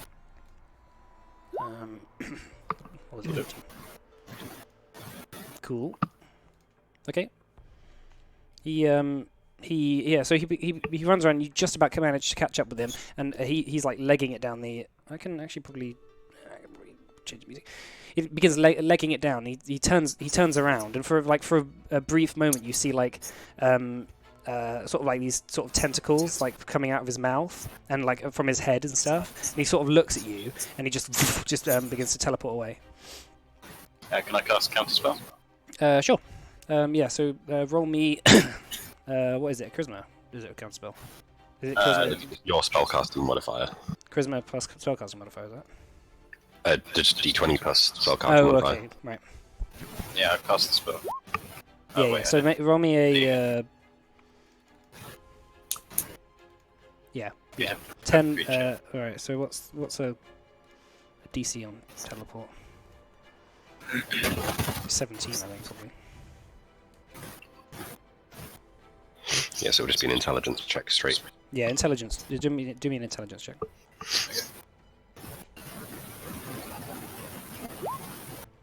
Oof. All right. Oh, that's Uh, safe. So yeah, take away proficiency from that. So So, that's, Still not. oh wait, no. The proficiency is the plus, will be the modifier. No? So it'll be a 19. Yeah, oh yeah, that's enough. So he begins to try and teleport away. The sort of like discordant magic from your counterspell goes out, and he looks at you, and immediately he sort of swears under his breath. Roll initiative for me. Is this just me? Yeah, for now. I'll take a couple of. Well, I don't know what the rest of the party are doing, but Yeah, I would have Yeah, run I after him. would have followed him. I do have what's it called? City secrets. When you're not in combat, you can travel between empty locations in the city twice as fast as your speed. yeah, that's why I was. That's why you were able to zoom ahead. What was that? Okay. It's the urchin background ability thing. Oh, nice. So I'll say that Morna and Scrimshaw come in after this round. So you go first. So you see this like figure who has this like you sort of reached out before he teleported and like pulled his hood back, and you sort of like see he's not a mind flayer, but he's got these sort of like two long tentacles coming out of his chin and a couple more coming out the back of his head, and he's got this sort of like watery skin, and he's sort of like staring at you. Like sort of like with a sort of angry expression after thinking teleporting after he couldn't teleport away. So what do you want to do? Can I try and grapple him? Sure. Make a athletics check.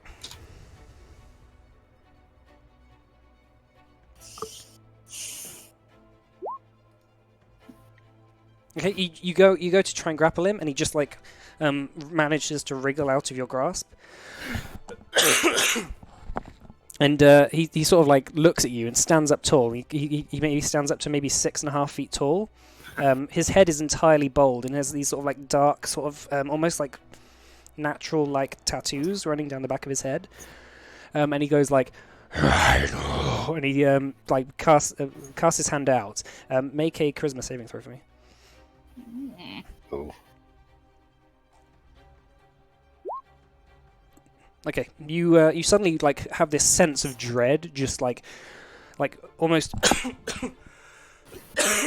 like a sense of impending doom, like cover you, and your vision like sort of blacks out for a moment as you sort of like fall to your knee, and looking up, you just have this sense of terror, like he's imposing over you, and all you can think about is just run, basically, just run away. And you just like start to back out and leg it away, as you bump into Ritoka Morna rounding the corner, and then he casts teleport again and goes away. I'm gonna cast counterspell. Okay, you round the corner. You see this guy. Right, give me a thingy. Oh, I accidentally opened Steam. Oh, that's just the DC. Jesus, you guys are doing it. Okay, so he goes. So you round the corner. You see like you see Gideon like running away in terror.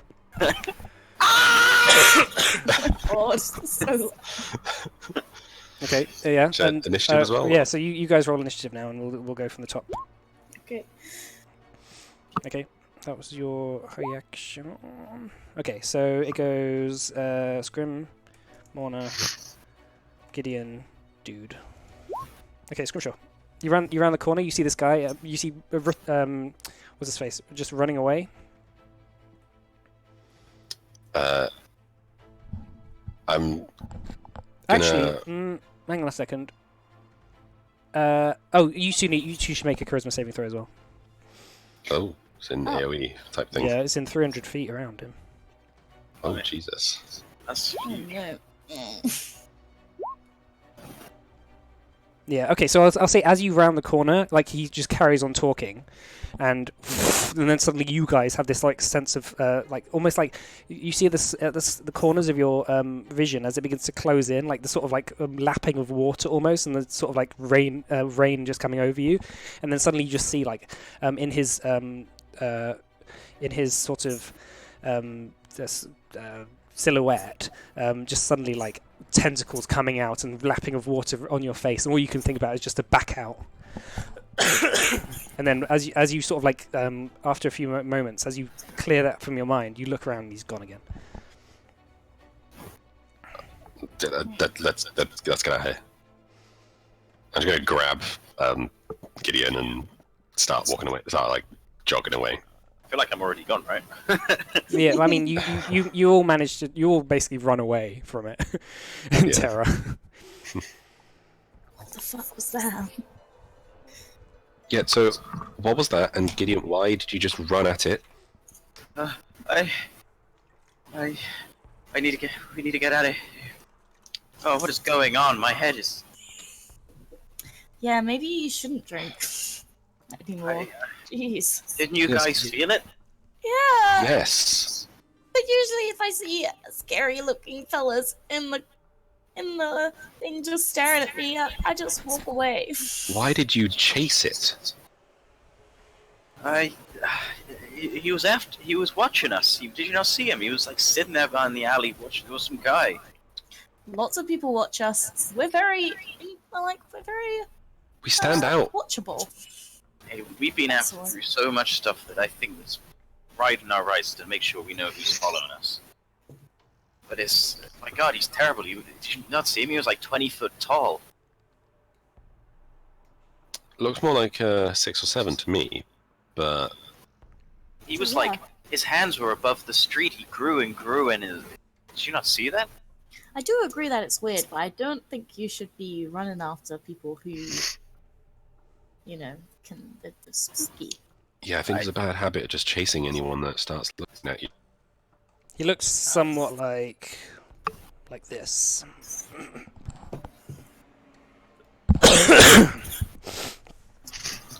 Okay, interesting. Do we have any idea what that could be? Nope, not really. I mean, my only thing I can think about is maybe it was something to do with the Elder Brain. But I don't know if it was anything. Obviously we've angered them all, but I think that they're sending people out this far south. I mean, it's possible. Well, I would hope that we're not. I'd hope that the Elder Brain isn't looking for us, because that's no good. I want to be done with that. I guess we'll just have to go to sleep and see if I get any more dreams. Oh gosh. I'm pretty sure we cleansed the corruption. You're right, but I kind of look around to make sure no one's looking at us again. You know, quite paranoid by the whole affair. Make a perception check. You guys want to have a 10-minute break as well after that? Sure. Yes. Yeah, you don't see anyone, so we'll have a 10-minute break, and then we'll so come back at 8:45. Okay. Okay. Okay. All right.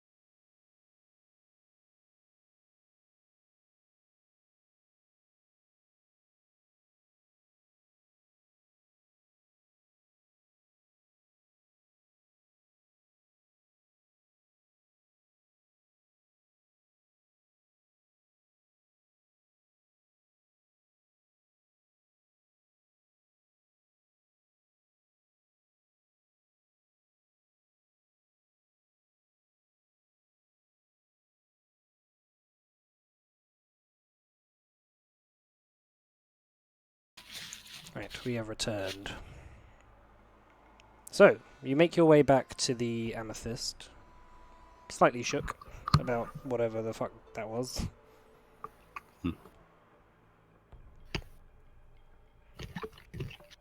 Okay. So, do we just go to bed? I mean, Well, you it's lot up to anyway. you. What you want to do? That What do you was want to do? from short tip. I have no idea what that was. I'm a bit worried. It was just watching. We didn't really know that it was looking for us. Hmm. No, the tentacles all seem a bit suspicious to me, especially after what happened just literally. Wow. Wow. That's a bit racist, don't you think, Gideon? I don't think it's. What does it mean to be racist? It means you're making assumptions based on the race of someone. We don't know what his race was. I was saying the tentacles because corruption or something like that. Well, I are don't there know any if that's races that true. exist that just have that? No. Not that I know of. Right, guys, I think we should get back before anything else happens. I'm not sure I'm gonna sleep much tonight, to be honest. So it's okay with you guys. I want to stay up and watch for a bit.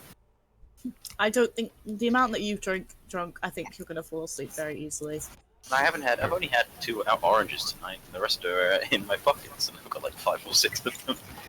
Don't worry, I'll be up anyway. Yeah, let's go back. Okay, yeah, let's take a long rest. If we Okay. can. Okay.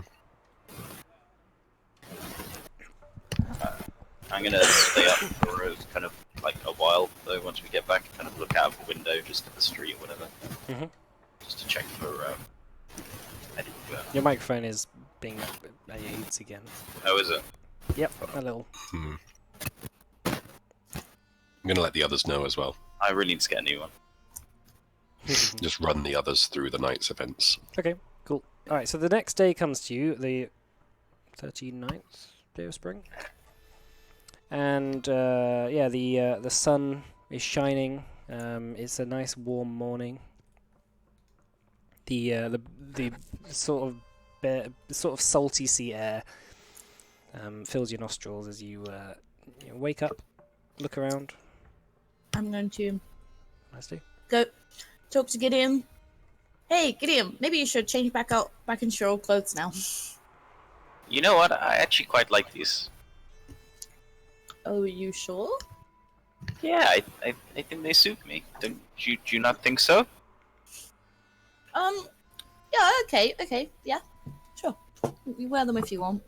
Were they not on loan? I don't know. I think she just lent them to you from the party. They know her husband's old clothes, I assumed. Well, her husband's not here anymore, so I don't see why. No, Well, you may want to speak to her about that, not to make an assumption. Fine.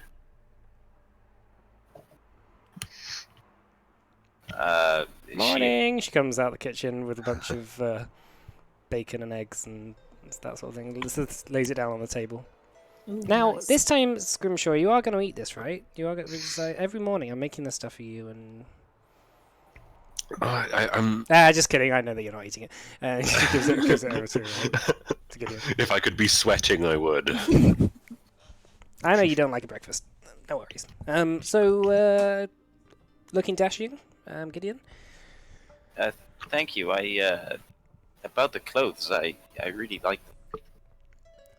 Oh, you want to keep them? Yeah, no problem. Whatever. If you Just- want to go, just if you want to go through the cupboard, just take whatever you want. Dress I up. have no use for it. But yeah, not my clothes. Or now, towards you. No, I have a bunch of sort of loose-fitting men's clothes that I'm not going to ever get any use out of, and whatever. Yeah, go ahead. You're welcome to. Oh, thank you very much. Much generous of you. Yeah, I mean, I thought they were your husbands. Yeah, they were, but he's not going to wear them anymore, is he? Oh, I mean, if you feel that way, then okay. No, he wouldn't mind. Anyway, so you all got everything you want? Food, drinks? Yep. I'll be in the kitchen if you need me. See you later. She goes off. Thank you. Okay. Well, Get some disguises. not sure much disguise as much as just general clothes. Yeah, but you could definitely do with some more general clothes, Gideon. This is all right. This set I got on will last me for a while. I don't need That's anything fine, else. actually. Did you hang on to your other clothes, or did you? I Wash. I found them in the bedroom, my bedroom, when I got back last night. So I assume she Yeah, just neatly folded washed up, washed, ironed. Oh, So I guess I'll hold on to them if I need them again. But for now, I want to keep these. Thank God she finally washed them. Definitely needed that. Maybe you should give your skin a wash as well. Why would I do that? Because we've been hanging out now for 3 weeks and I've never seen you take a bath. Mona, I think the time for this might have been before. I think the time for this discussion might have been before the party last night, not this morning. I Okay, feel like it's a lost cause at this point. that's true. Damage is done. Have you ever had a bath? I mean, if you mean getting buckets of water and yeah, of course I have. I'm not that much of an animal. I've Okay. never had an actual. I heard, in some places, fancy people have very strange showers, but I've only used buckets and water. Okay. I thought maybe here's a solution to this. We could just go to the beach and have a swim. I don't think that's a good idea. No. I didn't really like the water at Bread here. It was all horrible and dirty, and I don't know. Besides, I mean, that thing last night, it looked like it came from somewhere like that. I don't want to go in a place like that. Well, if we end up going out on the sea, then might end up having to take a few dunks. Oh, this idea is sounding worse and worse by the minute. I think you're going to have to face your fear of this sooner or later. It's not a fear. It's just a dispreference. Well, regardless, I think we have a meeting to go to, Yeah, you're right. and some money to get. Mm, It's going to feel strange, actually, having a sizable amount of... yeah. Okay, so, itinerary for the day. We go to this meeting, go meet Mahir. Check up on the boat and Ritok because he left very early this morning and didn't even eat his breakfast. I'm sure he took some with him. Yeah. Doesn't seem like him to leave it behind. Pretty sure he's been having my portions. But yes, maybe go check on Ritok, see what we need to do with the boat, go to the meeting, acquire the gold, get some, maybe hire some labor to start working on the boat, get an order for the anchor in, and Yes. I suppose then see when we are to set out. Mm-hmm. Be good to get things in motion here while we go elsewhere. Yeah, I agree. Okay, So let's go. you make the short journey to Mahir's house. Spotless. It's almost like it doesn't look like there's been a party there. You're allowed in by the butler, who says, "Welcome, Master Scrimshaw, Master Gideon, Miss Mona. Mahir is in his office, but he said just knock. Okay, so upstairs, on the left. Thank you very much. No problem. So you go up the stairs, knock on his door. He opens it up and says, you have returned? Very early in the morning. I like that. Punctual. Right, Yes. so you're here for the contract, are you? Yes, I think Cool. we've agreed to undertake this? Well, it is a contract written by myself and signed by Pietro de Accolti. Shows his signature and Pietro's. This is just to say that you are going to accompany him to wherever he needs to go. Go into wherever he asks you to go to, and then on the way back, you'll be paid on return of him safely, alive, and that's all really it asks for. Okay. Okay. Wait, if I may just is have it a quick still- read. Yeah, I'm gonna read it. Yeah, you can read it. Yeah, can we just like skim it to see if It's there's not. any? It's not a massive contract. It's like a page. I'm just like scanning it, see if there's anything Okay. dodgy in there. Make an intelligence check. Any perpetuity clauses? Make an intelligence check with an advantage because you're all looking over it, and maybe Gideon should probably. Do that. Oh, it's fine. Oh, well. Sorry, there you go. There's your advantage. okay. It seems fine. Yeah, it doesn't seem like they're trying to scam you out of anything. Okay. There's As just expected, all seems in order. it's the Dancing Coast. Everything's done by contracts. So you probably had this written up like last night. Yeah, as expected, all seems in order. Right. So if you just sign here and here and here, and then you will be in receipt of 6,000 gold, which you can do what you want with. Which is to be found here. It's like a big chest. No, it's not a big chest, but it's like a sort of medium-sized chest. One person can carry it, but 6,000 gold. Okay, should we take 2,000 each for now? Yeah, let's do that. Deliver the other 1,000 to the rest of our party later. Yeah, sounds good. Our esteemed friends. Okay, and of course you need to sign here on behalf of your friends as they haven't come. So just say that your friends are bound by this contract as well. Okay, Right. I'm sure they won't mind. It just means that if they don't show up, you are responsible for them not showing up, and you'll have their pay docked. Okay. Okay. Okay, that's fine. Right, perfect. Nice doing business with you. So if you are meeting, well, when you meet Pietro, meet him. Now I need to make sure this is right. So you need to meet him in, I think it's Daggerford. Hang on a second. Oh no, meet him in.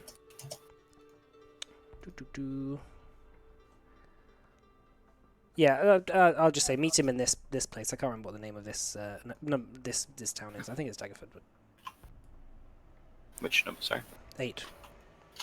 Okay. Him and whatever he needs to do will be there. That's where he's staying. So you meet him there at tomorrow at dawn, and you will head off. Okay. Not at all.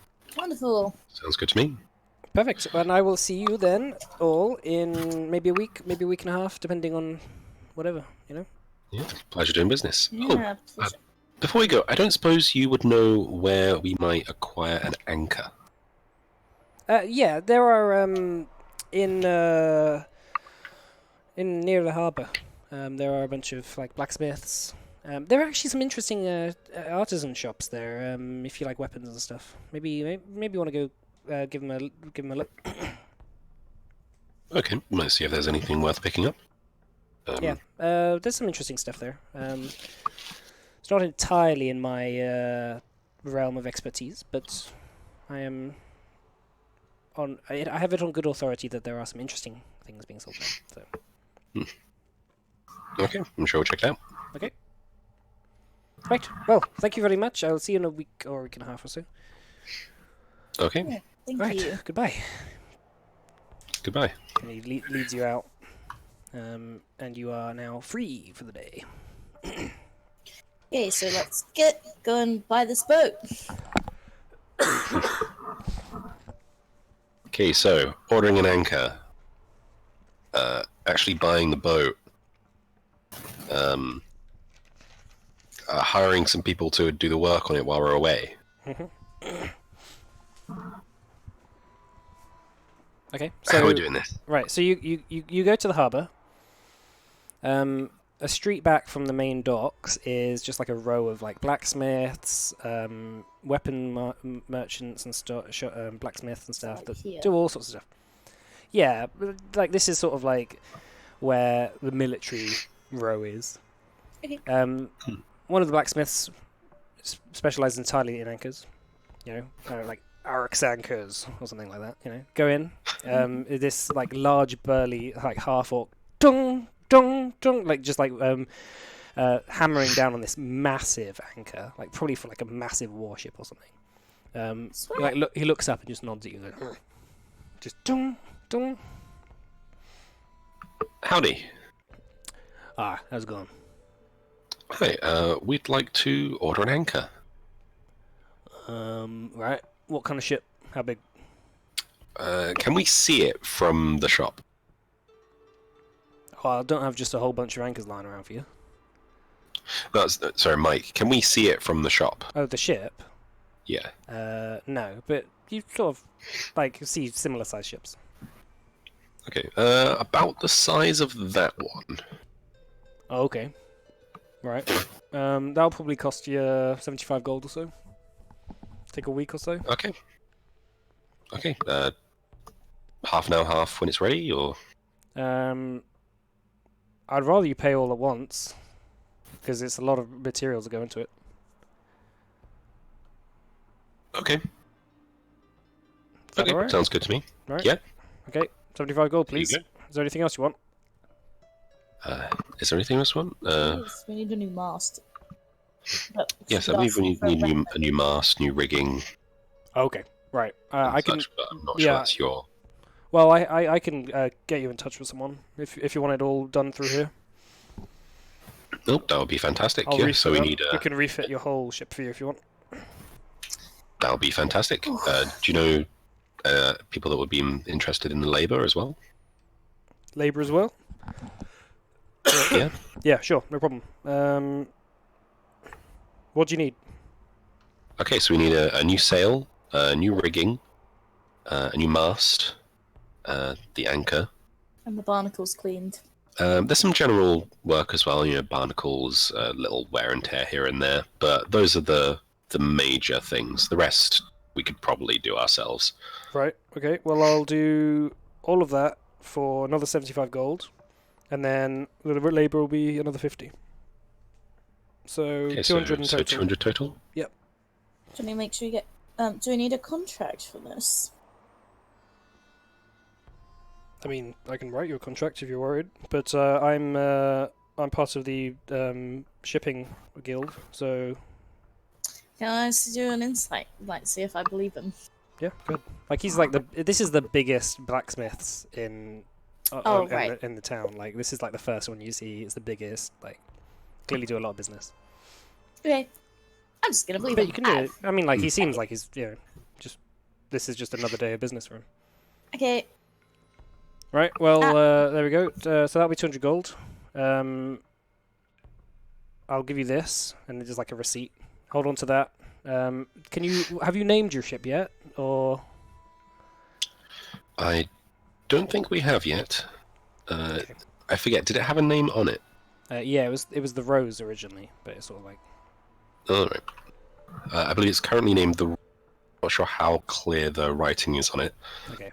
But you know the sort of like dock number it's on and stuff. You can write all that stuff down. Okay, yeah, we can show you to it. I'll give you the details. Right. Okay. Well, that'll probably take a week for all that stuff, and then another week for labour. So Okay, so Two- looking at 2 2 weeks weeks or so. turnaround. Yep. Okay, that sounds good to me. Here's the payment. Right. And, Nice doing business just with you. hand over the 200 right now. Thank you very much. Right, and Okay. he sort of like tears off a bit of receipt, gives you it, puts his in like on a sort of thing on the back wall. Right, I will see you in 2 weeks then. Thank you very much. thanks. Right, I guess we should go and buy the boat now. Yes, probably would have been a good thing to do first, but Yes. Let's go and see the lady. at she the she house. doesn't seem like she would do us over one like that. Now you have finished my boat. I will not sell it to you. Yeah. Okay. All right. So for the sake of expediency, let's say that this morning you bought the boat, or on the way back from Mahir's or something. So that's what did I say? 150 gold for that? Yeah. Do you want me to deduct that from my one? You said 200. Yeah, you did. Right, you're right. I knew which one I was going to tell you. Oh, I was looking through my notes anyway, so like I've got it here. Here we go. Yeah, 200 Richard gold. gets inspiration for telling the truth. I was gonna see it anyway. You nasty. How much? I would have said as well. How much should we get rid of on mine? 200. 200, yeah. Wait, am I not paying for anything? I'll shoulder that one. Okay. All right. It's in his name now. Yeah. Captain Gideon. You pay 98. I pay 1. Mona pays 1. So it's in all our names. Halcyon also says that if you're going to rename the ship, you need to get it. You need to go to the Merchants Guild or the Shipping Guild to rename it, to do all the paperwork and stuff. Okay. And also put all your details on who owns it and the deeds and that stuff. I think that's a good idea. Shall we go and do that now? Ooh. How about the Water Clive? Yeah, I like the Clive theme. Sea Clive. It's just that there's 6 of us now. So the Clive 5 isn't my favourite. I don't think it's the best name. But I like the Clive of the Sea. Clicks. What about the... Well, this is for naming the boat, not for our party. Yeah. But it's not Water Clive. Buoyant Clive, no. Clive Boy. But B-U-O-Y. Do they have like a naming policy? Like, obviously, I know in British Navy, for instance, you have like HMS, but obviously that's because it's a part of a HMS country. Clive. No, but it's Well, a country's yeah, name, well- so I don't know if there's like a naming policy, and obviously it's not like a national boat, so it wouldn't need. Make a history check.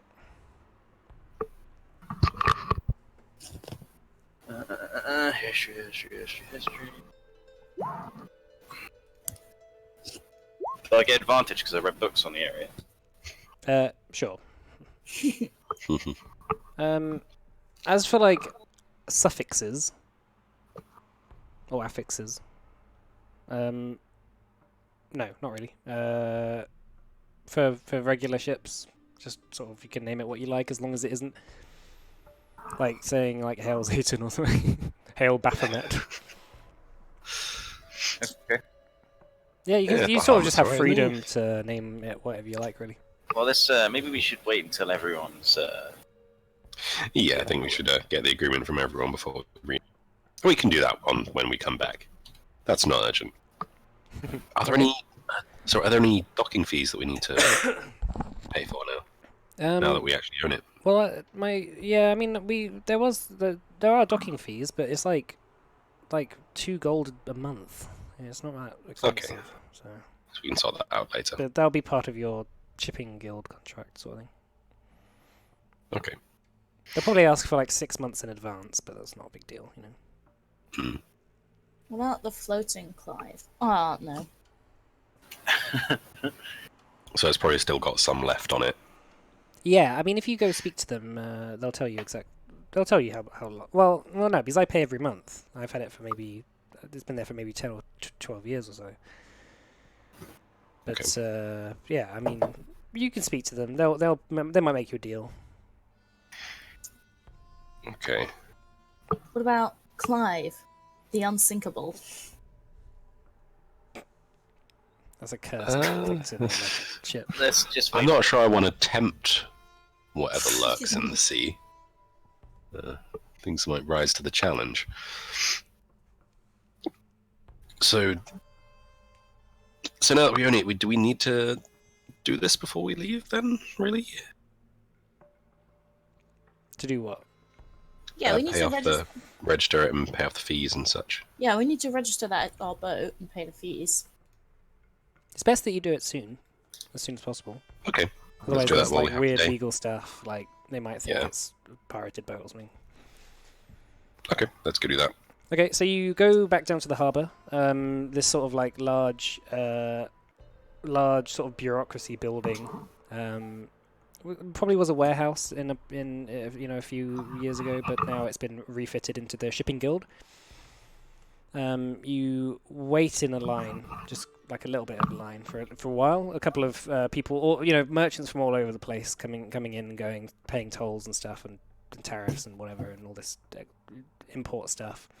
Until it gets to your point, you go into an office, a sort of like quite bored, lanky gentleman, quite skinny, hunched over with a quill and like a big pile of papers in front of him, says, "Yes, can I help you?" Hello, we've recently come into the possession. Oh, Jesus. Matthew. Oh, Matt. What? God. Okay, that's better. I've got it. The Coastal Clive. The Coastal Clive. I think let's just wait for everyone else. We have to register it. Oh, now. we have to. Oh, We can always change the name later, but I think the Coastal Clive. Right, so you're here I to think register a clicks. new ownership of a 5 boat. and 6 mixed together. Yes, so I believe it's currently registered as the Rose, but we have recently purchased this from Halcyon, the previous owner. Right, and you have a signature there. Yes, of course. Okay. Right. Okay. Well, we can do that for you. Are you changing the name? Are you changing? Would we be able to change the name at a later date? Yes. All you'd have to do is pay the name change fee in the shipping guild. What is that fee? That is a standard fee of 5 gold. Okay. Okay, we'll do that at a later time. For now, we'd just like to... Okay, And, registering register it Rose under yourselves. new owners. Okay. Looks here that it is in block 66F for the ships. Now I see here that it says it's derelict, this boat. Are you going to be doing anything about that? Yes, we've actually already commissioned some repairs to take place over the next couple of weeks. Fantastic. That is always good. It's always nice to see ships being fixed in these parts. Right, okay. So all you need to do is sign here, and then we will work out where you're going to be parking it and keeping it. Okay. Will you be requiring a winter service for it to be routinely washed and debarnacled during winter? I think that we'll be taking it out on the sea and such. We'll be doing something with it by then. Okay, right. No problem. Right, so all you've got to do is here, register yourselves in the shipping guild. Are you registering this ship under mercantile or free ownership? I'm not 100% sure I know the difference. So mercantile ownership is if you are part of a merchant company, and it is owned by a merchant company or is partly owned by a merchant company. And free ownership is that you, as in free individuals, own it. Oh, we It own will it. be the latter then. Okay, just to warn you that any business done with this ship under free ownership incurs a 20% tariff of items being brought into the city. But under a mercantile company, it's a 5% tariff. Okay, we'll let you know if it changes. Righto, okay. Just in case you were planning on doing any business with it. What would it take to set up one's own mercantile company? You would have to go to the mercantile guild and get a writ saying that you could you have the right and part of the union effectively to buy and sell things in the city. Okay, maybe sometime in the future. Yes, but obviously Okay. that's a large sum of money just to get that sort of thing set up. So. I'm sure, yeah, quite a long way away from that stage at this point. Righto. Well, buying a ship is the first step. Are you also interested in looking for crew? Because we have crew members, boards, and stuff that are looking for jobs and work. I think we are yet to decide, but when we have made that decision, we'll come back and take a look. Right. Okay. So all you've got to do is okay. I see you've signed here. Right. It is now the ship is now, according to the records of Port Delron and the Dancing Coast, and under the Shining Revel, ownership of the Clive 5. I see you written here. Yes. Right. Okay. That is fine. And your names are. Oh, you put them under here. So just you three, or your friends as well? There are another 3 of us. Okay. Are you registering ownership under them as well, or just you three? I think we'll put it under the 6 of us. Right. Okay. So 1/6 share in the ship each. Right. Perfect. You are all set. Okay. Thank you very much. How much do the fees for this come to? The fees are just for the docking rights, so that's 2 gold a month. Okay. If we maybe pay 3 months in advance. Sure, that is 6 gold, please. Okay. And that will just that basically rents the space and keeps the port away from thieves and that sort of. Okay. Pays for the guard that. Yeah, Yes, it's not an expensive. walk up and down. No, it's not an expensive fee, but it's the cheapest one in Northade, Port Delron. Mm. Right. Okay. Thank you very much. All set. Thank you. We'll be on our way. Okay. As you go out, you see this like on the opposite side of the street is this large like crossbow shop. You see like crazy looking crossbows all in the windows. Just crossbows or regular bows as well? Regular bows as well, and like various arrows and sort of thing. Quarterstaffs? Not in this shop, but you see a few shops down the road. Stuff. I'd like to take a look at the bows. Okay, so you go in the shop. The gentleman in the shop notices you enter. Quite old. He's like bald and sort of like got a long beard. He says, "Ah, yes. You do strike me as a person of great taste. I see. Yes, you like bows, don't you? How about this? How about I can convince you of the utility of a crossbow?" So, I actually did use a crossbow until recent times, but I found they became a bit too unwieldy when... That is a problem that many people say, that the regular bow is light, is efficient, whilst crossbows are heavy and unwieldy, and you have to carry around a bloody pulley and stuff with them all the time, and it's not really use. How about this one? They hit hard, but you can't get as many shots off. Well, he pulls out this sort of medium-sized crossbow, and it has this sort of like almost like repeating chamber on it that he like shows you that like when you pull the trigger down, it actually pulls the thing back, and like so you can sort of like fire like like that. Okay.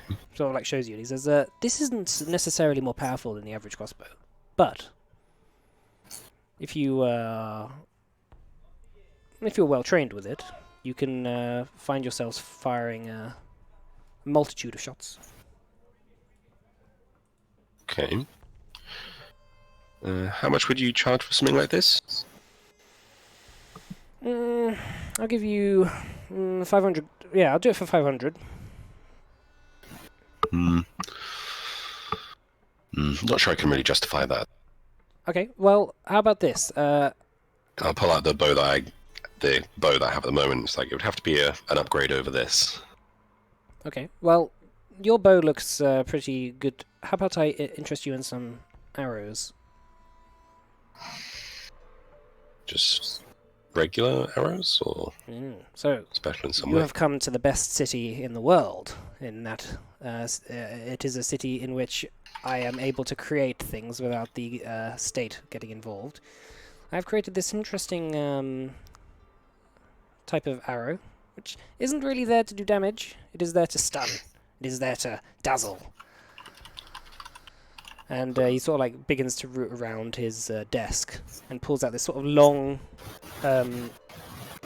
like quite thick bow, thick arrow with a sort of like iron sort of ball on the top. And he says, this bow, or this arrow, has a sort of...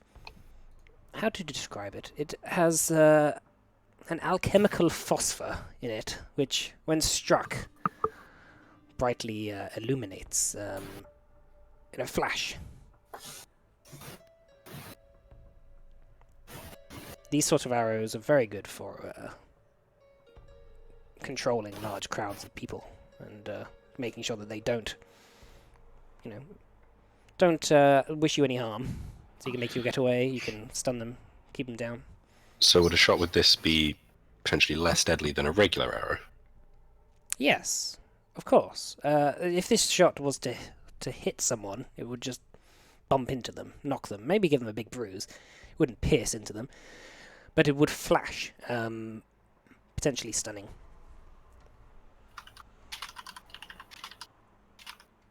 Okay, and how much would you charge for these arrows? I would, for each one, I would probably do 20 gold pieces per arrow.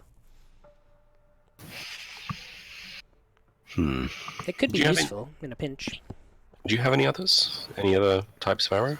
I have, a bunch of just higher quality constructed arrows. +1s, +2s, that sort of thing. How much? +1s, how much would these be a piece? 10 gold pieces each. 10 gold pieces. I suppose I could carry a few for an important fight.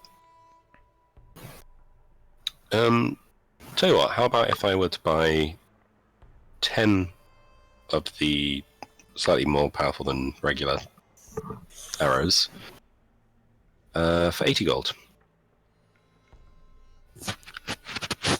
Make a persuasion check. Pretty good. He says, "How about if you buy 10 for 100, I'll throw in a flash arrow for you." 2. All right, good deal. Sounds good. Okay. Sort of shakes your hand. 100 gold for 10 +1 arrows and 2 flash arrows. I'll put this flash arrow in your journal. Where it says for a crossbow, just have it forward. Cool. Okay, pleasure doing business. Right. Anything Don't suppose else? you have. Don't suppose you do have any fancy bows. You seem more interested in crossbows, right here. Well, I have one, but it might be a bit expensive for you.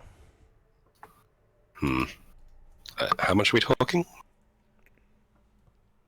2,000 gold? I think you're correct there. Sorry. Maybe someday. Yes, well, I look forward to doing business with you. Anyway. Okay, thank you very much. Okay, and the quarterstaffs. Yeah.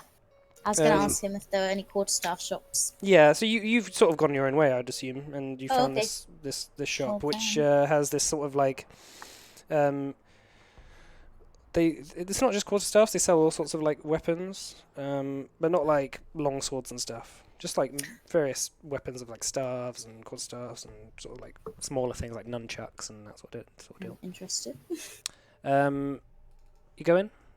Yeah. He's the guy behind the counter. Basically makes you a few offers. So there's like a +1 and +2 quarterstaffs in there, which are going to be +1 quarterstaff's going to be like let's say 200, and a +2 is going to be 750. And then they also have like smaller weapons, which might be kind of useful, but like situational. So like they have like some decent whips and like a nunchuck. They've got these gloves, which have like knuckle dusters on them. Are they magical? So the guy behind the counter pulls out these gloves. They're sort of like leather, and they've got almost like a sort of a blue frosting on the outside that comes to a central point which has like a gem in it, and he puts one of the gloves on and sort of like closes his fists, and the knuckle dust is like sort of almost glow like a faint blue, And he says, if you punch someone with this, it will inflict a sort of a frozen effect on what you punch. It is also good for punching down, if you were to punch down a door or something, the frost would make it easier for us to do so. Interesting. Can I try them on? Or do they need attunement? They don't need attunement, but they do need attunement for the whole deal. But you can, get a feel for them by putting them on. Cool. What do they feel like they're doing? Do they do any extra damage or like cold damage? Does it? Yeah, they do extra cold damage on each hit. Ooh, okay. Interesting. And would that be using my unarmed? Yes, but it also makes your but it counts as a it counts as an unarmed attack, but it does 1d6. Oh, okay. And then it Extra. does 2 frost damage as well on the end. Is that 1d6 even when the martial die goes up? Mhm. Well, no, it's it'll be when So it'll be the martial die. Oh, so it'll just be the martial die. It'll be the no martial matter die, or it'll be the martial As long die as or that's whatever 6. higher, basically. Yeah. But it does it does 2 frost damage on the end as well. Doesn't seem That's worth pretty good. it. Really? Yeah, that's pretty good. How much are Much they? better than that's better than a +2 core staff. Really? Yeah, because you can use it with your flurry of blows as well. That is true. Whereas crossbow a quarter staff you can't. Can't do stunning strike though without quarterstaff.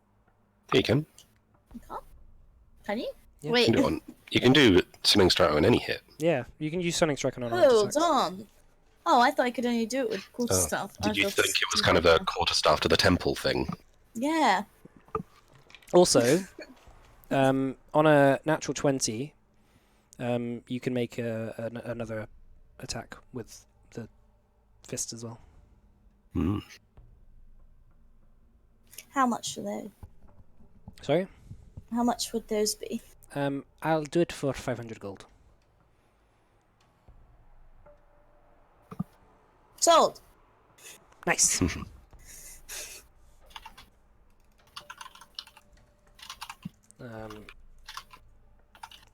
Let me write this thing up for you later, but I'll send it over to you. But effectively, it is a 1d6 plus your whatever extra damage you do plus frost, 2 frost damage, and on a d20, on natural 20, you can make another attack immediately afterwards with the same effect. Cool. If you get multiple nat 20s, If you're lucky enough, yeah, continue. so in theory you just get infinite hits. Yeah, if you're if you're infinitely lucky. Just like walk up to a Tarask and just happen to get 500 hits in a row and kill it. Okay, so that's that. Thanks. I will add that into your inventory soon, but let me write it up. Okay, anything else? Oh yeah, Gideon. There is a shop that sells magic stuff. Okay. Yeah, that'd be cool. So, the most interesting thing in this shop is a wand. Okay. Which wands are basically focuses, but this one has a special effect. The man tells you, it is a wand of fear,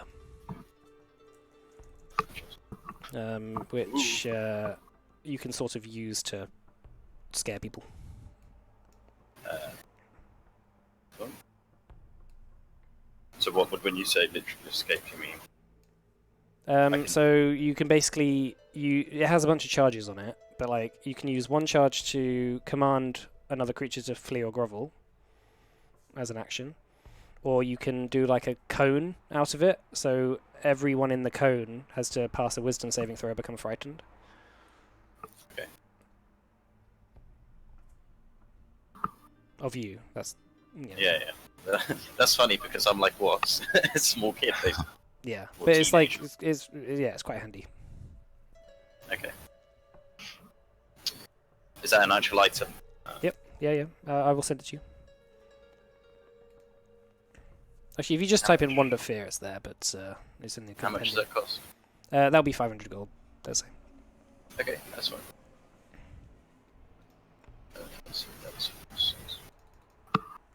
Cool. Another thing, actually, I kind of want to spend some time turning the. We can do this next. I'll talk to you about it after session, but just doing the scrolls and the spells in my spellbook. Sorry? The other spells I have Yeah. in the scrolls that I have. I'm Yeah. just converting them into my spellbook. Cool. We can do that later. Yeah, that's fine. We'll do that between sessions. Okay, so that's pretty much that. He does sell a bunch of other scrolls. If you wanted to buy some scrolls instead.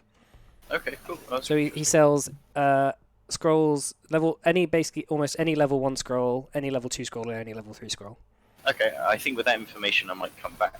Okay. Cool. Oh yeah, just come between sessions That's and stuff. interesting. So he's got most. Yeah. Level 1s, 2, and 3. So. Yeah.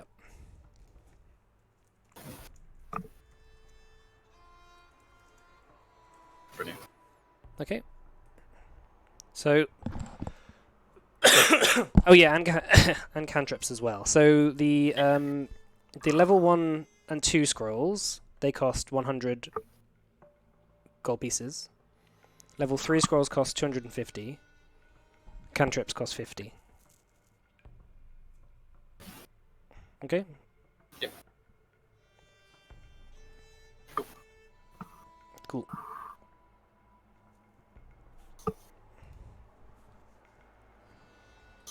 Yep. Okay, well done. Right, cool. So that's that. Right, so is there anything else anyone wants to do?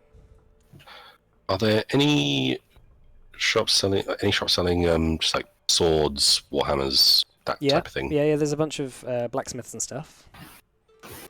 Schwarz. Okay, in search of a fancy sword. Okay, or so one-handed D8 weapon, basically. okay, well, someone sells a something good. falchion. As it is a merchant, as it is a sort of a coastal sort of thing. This sort of like large. They sell like cutlasses, falchions, that sort of thing. They sell a +2 falchion for 750. Ooh, that would be pretty much all of my gold. Oh, it's also a falchion of sharpness. Of sharpness. That's the thing that like can cut limbs off if you get crit, right? Mhm. Oh, that could be Basically, fun. just a bunch of extra damage. It could be fun, but I do kind of. It's like all my gold. You're gonna get another 1,000 at the end yeah. of the mission. So. This is true. If we finish the mission. Yeah, if you I'd don't like die. to try and talk him down a little. Okay, he won't budge very much. Hmm. So, like, a high DC persuasion check, like 15 and higher will get him down to 700. There you go, Damn. 700. He'll do it. Okay, I now have less gold than I started with. Just like whenever you get paid from work, you're just like, spend all my money straight away. Yeah. It's like, oh yeah, I just got paid, got to spend all my money, right? Yeah, still got that 1,000 gold for one of the other 3, but yeah. just a measly 76 of my own. No. Very good. Okay, so that's that. So you've got a +2 falchion of sharpness. So I'll let you put the numbers in on Roll20 for that.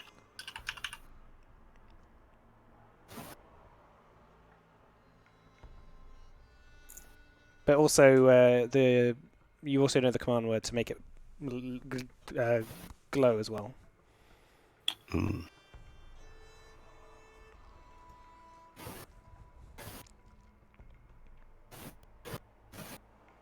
So just trying to figure out how to put it in. Cause... Oh, don't worry, I'll do that between sessions then. Don't worry. All right, okay. I won't make you fight anyone just yet. It's fine. I'll put it in for you. So that's that. Right. What else Thanks. would you guys like to do? Spend all your money on. Someone selling a magic carpet? No, I'm not going to sell you. Oh yeah, magic carpet for 20 gold. Yeah. 20 gold. No problem. It's a magic carpet, but all it is just a carpet that's like it compliments you when you walk on it or something. Complimentary carpet. Carpet of compliments. It's a carpet that's just a bit warm. Yeah. Nice. Yeah, so yeah, what would you guys like to do then? The rest of the day? Well, The rest of the day, right? Yeah, basically until dawn. I need to take some time to, I think, attune to this and do a little ritual. Well, Honor, do you want to do anything? Do something together if you want. Oh, I've got to do some attuning as well. Sorry, Okay, I see how it is. And you can be there with us. So it's not anything private. No, I think I'll do some wandering around. I might see if I can. I don't know. I'll just wander around for a bit. Okay, I guess I'll see you in a bit. Yeah. Okay, what do you want to do, Gideon? I just kind of want to wander around and just try and like reflect on what's going on the last few weeks, but also just like see if I can see if anyone else is watching me per se or anything. Okay, make a perception check. As you sort of just begin wandering. Yeah. So you begin wandering throughout through the gang dregs. You don't notice anyone actually watching you this time, or like weird people in alleys and stuff. It seems to be something that happens at night rather than during the day. Right. But oh, you're gonna do that? Cool, no problem. Yeah. The magic pact falchion of sharpness. But you you begin walking throughout the gang dregs, and you just sort of like seeing people doing their daily business. Most of the buildings in this part are made out of like decommissioned ships that people like have tied to each other and live on and stuff, and like washing lines full of clothes and stuff go across the boardwalks that you're going down. But there's a very large ship right in the center, which is like painted entirely black, and there's like this like large, like there's a few people congregating outside, just like laughing and drinking and stuff, and it's has the it has the sign of the House of the Profane hanging out the top. Okay. I go in, but I'm gonna take my hat off and hold it to myself so I come in. Okay, it's just like a sort of regular inn from what you can see. There's no ladies and men of the night. No, a Goliath dressed in a sort of dark black toga with a purple sash around the waist rests on a great club as he sort of stands guard outside the door, like as a bouncer. And his face is entirely tattooed black, but his like bright blue eyes stand out against the backdrop of his face. And he sort of like looks you over and he goes, oh, "Go on in then." I kind of just nod curtly. So you go in, you see that about 5 people are sat at the bar talking to a well-dressed man who's like pouring dark spirits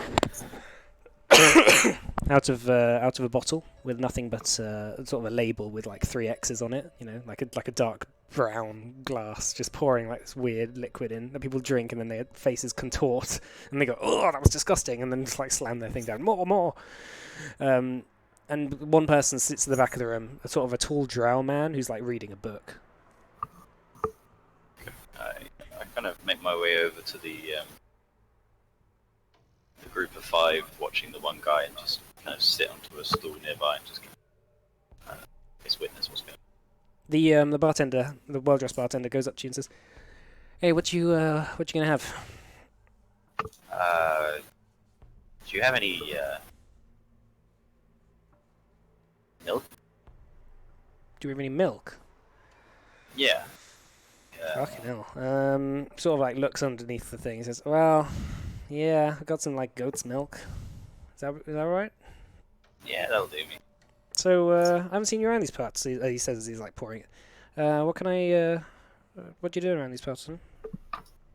We're staying in town for a little bit. I was just getting used to these areas. I feel kind of feel at home around these types. Where are you from? Britia. Okay, we could. Yeah, my boss does a bit of business around Bredia. That's cool. Oh yeah. Nothing bad, I hope. He like laughs. Yeah, I mean, yeah, we just don't normally get new people, and like a few of the people at the back of the bar start like looking at you, you know. So you're not spying on us, are you? I wish. Unfortunately, what I'm here for is a little more boring. We're here to do up a ship. Oh, have you considered doing any work with that ship? Yeah, well, that's the goal. I'm just gonna do it. Well, I gone. mean, you're in the right place if you're looking for trafficking. Excuse me. If you're looking to move some goods. Oh, I thought you meant something else. Yeah, no, I mean, we're right at the moment, but what kind of things do you traffic, per se? A whole bunch of stuff, really. I mean, who's asking? Table. You know, you're. Table. We are looking for is crew members, not just labor, but crew members we can rely on. Oh, crew members for the ship. Yeah. Well, can do. Tell you what. He like claps his hands, and all the people at the bar like stand up and just begin walking out. He says, "Come with me." So like you watch as basically everyone except for the drow at the back of the bar reading his book leaves and just walks out the front door. And Can I just do a perception check just to make sure I'm not going to get like kidnapped or something? yeah, make an insight check.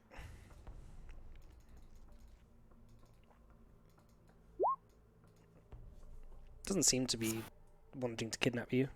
If they wanted to kidnap you, they almost certainly could. Like already. I mean, it's a pub. You would expect it to be okay.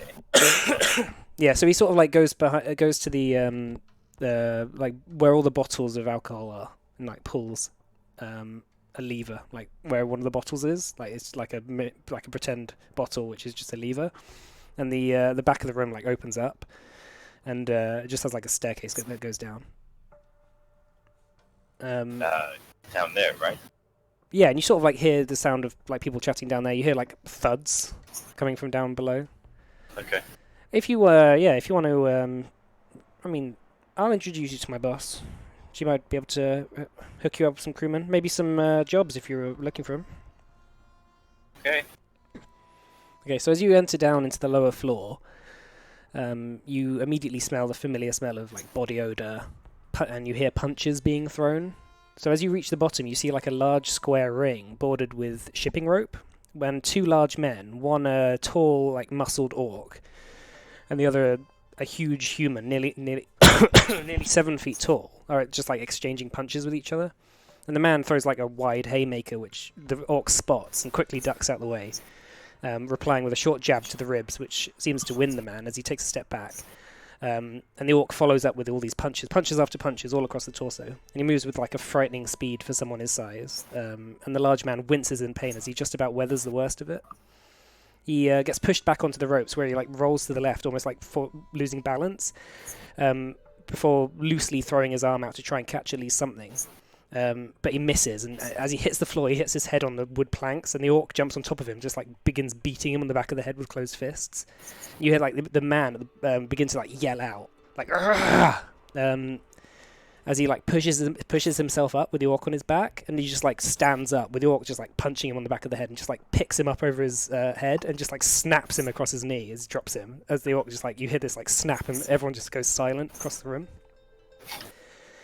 And you see like this man, this tall man, his face is like streaming with blood. And he's like, as he's like breathing, like spitting it out and stuff, he just goes everywhere. And as this like crack echoes across the dregs of the ship, and the orc flops onto the ground. His once sort of green skin is now like pale, and he doesn't seem particularly healthy. A few people come on and just like start dragging him off before like a short man like picks the huge man's arm up and says like, "We have a winner," and like a bunch of people like clap and cheer. But the bartender like leads you through the crowd towards the back of the room where you see a smaller drow woman sitting on like a red velvet chair. And he says, "Riskel, I have a potential employee. If you have any crew members looking for jobs." She goes, "Okay, Tarquin, thank you very much. You can go back now." "So," she says, like sort of staring you down. "You look a bit young to be captain of a ship." Well, I'm not just necessarily the captain. I'm kind of joint owner of it. Joint Bunch of owner? friends. Mm. Yeah, we don't really do leadership here at the moment. Okay, interesting. I tend to think around these parts that being a leader takes a lot of guts, and I think people who shy away from that are aren't good leadership material anyway. But you have a ship. How would We you do feel have about moving some goods for me? Well, I mean, I'd have to consult with my crewmates, but I don't necessarily see why not. What about people? Should people? Price is right. What about if I mean, I don't know how much work you're willing to do, or what kind of work you're willing to do. I'm pretty available for anything. Well, I mean, currently we're looking for trusted crewmates to take with us. You know, Mhm. navigators. I can set you up with a few. That's what we're kind of looking for. Can I ask your name? The name is Gideon. Gideon. Thank you for not lying to me, I can tell. My name is Riskel Vonner. I've been doing business in this city for 40 years or so, and I've made myself very comfortable, a very comfortable position at the top of the order of the, let's say, more underground markets. How can you tell I'm lying? I've been around for a long time. I can tell when people lie. Can I do like a kind of quiet detect magic, or is that not possible? No, not without like subtle. Okay, I won't. That's fine. Yeah, I mean, I didn't quite expect to find you guys here. To be honest, I wasn't really looking for anything, but now that I'm here, I'd like to look for some proof that we can trust. Well, I can I can definitely set you up with people. How about this? If you take a couple of people loyal to me to work on your crew, I won't make you charge for them. Sorry, say that again? So if you do something for me, like a job, I will pay you obviously handsomely for that job, and I will provide crew for you, free of charge. Sounds like a great deal. We're a little bit tied up work-wise for the next week or so. After that, That's fine. Just come find us when you're available. I will always have work for you. running a tight ship. Of course. He like looks around like you're literally on a ship. Someone has. Yeah, I know, but didn't change. Was that the meme? If you don't mind, it depends what sort of work you want to do. If you just want to move goods or move people for me, or if you want to hunt for someone that I'm looking for, that would pay the most of all. Okay, well, we'll take your kind offers. Report back. Right. I'm sure we'll have a good working business relationship. I hope so too. Right, well, I need to now go see how my fighter is dealing after that fight. He looked a bit ill afterwards, so I bid you farewell. Hope you do not have any issues with finding the door on the way out. Come find us if you decide to accept my offer. Alright, Stands thank up. you, Miss Riscal. Come on, Rollo, and like snaps her fingers, and this like large, this other large Goliath, like. Oh, I thought it was going to be a Sort dog. Certainly a dog name. And they both just walk off. There's the bartender gone as well. Well, the bartender just stood by the stairs, just waiting for you to come back Okay. over. Just kind of one quick look over. Anything strange? Okay, yeah, it's just sort of like a hold of a ship, really, that they've kitted out just for underground fights. Not that it's actually illegal, it's just that they want to have it more private. Yeah, I head back up. So, Okay, you head back up, and the bartender says, "Well, if you, I must say that Riskel is one of the most honourable traders in this town. As long as you do not betray her, she will never betray you. That is all I must say." just a quick question. Yes. There's no ties around here. And I kind of felt do under my breath. The black hand. Not in these parts, no. Not at all. Nope. Undergrounds usually share networks. Yes, well, Riskel has done a lot of effort over the past few years to keep the Black Hand as far away from this city as possible. She is industrious in her constant war against them and other entryist organizations. Yeah, she has the monopoly in this town. And drows, there's a few around here. Go over there, I mean, are they related or something? Yes, that's her brother. Is he in charge here as well? No, just her. May I ask what he does? His name is Fan Vonner. Fan! Like, he looks up from his book. What do you do around these parts? He says, "Oh, fuck knows." Goes back to reading his book. There you go. That's how. That's what he does. Alright, you seem like a funny bunch around here, but hopefully we'll be back in touch. We'll have some business, I imagine. Good. Sure. Nice doing business with you, Gideon. Thank you. Thank you, Tark. That I kind of heard say the name Plastic, is that right? Mm-hmm. Tarquin Maroney. Maroney. Cool. He goes back goes back behind the bar and starts and like sort of whistles, and all the people come back in the bar again. That's so strange that they do that. I guess I kind of like dazed by how strange that encounter was and what just happened last time. I kind of just leave. Okay. Just kind of like confused, like not quite sure. And come out into the street, kind of look around, take in the dank air. I imagine. Carry on my way, walking a bit longer. Okay. I guess eventually, after a while, my way back out of the district to. Yeah, there's not a whole lot else you see. Yeah. In these parts, but yeah, that was the most interesting thing. Okay. Cool. Okay, so you return back to the Amethyst once everyone has attuned and stuff to their things. Guys, I got some good news. Oh. No, nothing bad. I just took a visit to that old place that I think it was the inn lady. Which lady?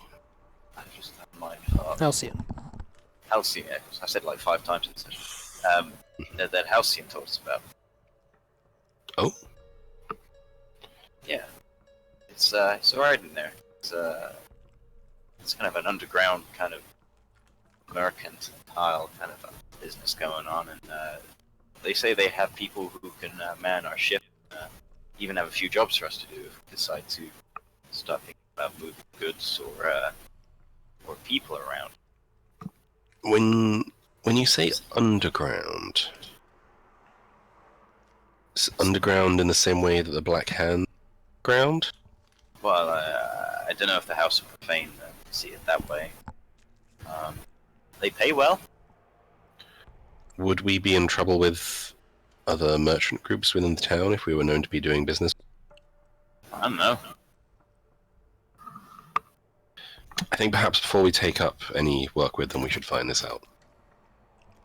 We don't want to be. We don't want to be getting. Halcyon comes through with some food, and she says, "Had a good day, guys." Oh, yes, thanks. I got these cool new gloves. Bam, bam. Ooh, lovely. Yeah. They're very stylish. They suit you. Suit your clothes, actually. They're blue. What's his name? Yeah, got this. Just like unsheath the falchion a bit, not fully, because that's kind of Oh. aggressive. Yeah, keep that away. having Just kick-ass like knuckle keeping dusters the- is one thing, but sword in here, really? Come on. I'm like keeping the tip sheath so that it's never like actually Just the deep. Yeah. just the tip. Wouldn't want you to chop off my arm or something. Oh, no worry about that. I'm very careful. Did you guys? Not toy. Did I hear you guys talking about the House of the Profane? Hmm. Yeah. Yes, Gideon went down there. Oh. Yeah, nice people. Oh, yeah, scary people. Scary. Yeah, a bunch of slavers. Oh. Wait, Gideon said that he went there on your recommendation. No, if you remember, it was one of the people in the magisterium who recommended. Yeah. Oh, they. Oh. Oh, there you go. Well, I mean, they said they moved goods and people around. I mean, I thought it'd just be families on their, go on holidays or whatever. Oh god, we don't want to move those kinds of people. What, people going on holiday? No, that would be The fine. royal family.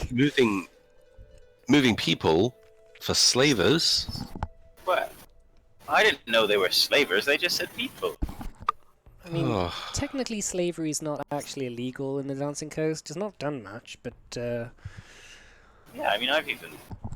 I thought my boss used to. Like Do you that. not think? It's fine. Do you not think there's a certain member of our party that might take issue with us taking slaves? I'm gonna just say now that I definitely have issues with taking slaves. Oh, that's where you draw the line, is it, Mo? What does that mean? that's so passive aggressive. Nothing, Gideon. It means nothing. Well, anyway, like, we're the good guys, but, sometimes slavery just. What? What did you say? Sorry, you cut out. I said with the good guys, Sometimes it's just the way of the world. Ooh, yeah, I don't agree with slavery. Or I just don't want to be involved in it. Like it I don't know much about it. But can't say that I'm a big fan. Well, I don't think anything likes it. Nobody likes it. I can't say that I'd be comfortable with working in that industry. And I know for a fact that Ritok probably would not either. Okay, well, what about goods? Depends on the goods. I mean, ultimately, I feel like whatever we do, we're still funding slavery. We're still working together with slavers. If you sharpen the sword of someone who goes and kills, you're still helping them. You're part of it. Well, I mean, I just saw. We don't have to follow up. Instead, I just thought it'd be. I think since you've managed to get, hopefully, a little detached from things in Baratheon, I'd like to stay on the good side of the law from now on. Or at least for the time being. I'm not a big fan of having people coming for us, and whenever we step outside. Well, that's fine. I just want to make sure that we're doing. We will go up. Then we won't. So, I don't care how we make. okay. Well, we'll do it our own way, not with slavery.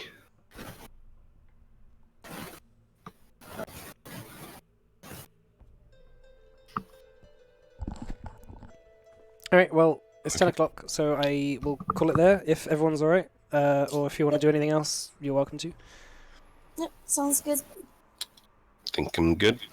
Okay, Yeah. so next session you'll be on your way to Yeah. help Pietro out with his Yes. Swazi boy. time for some dungeon crawl.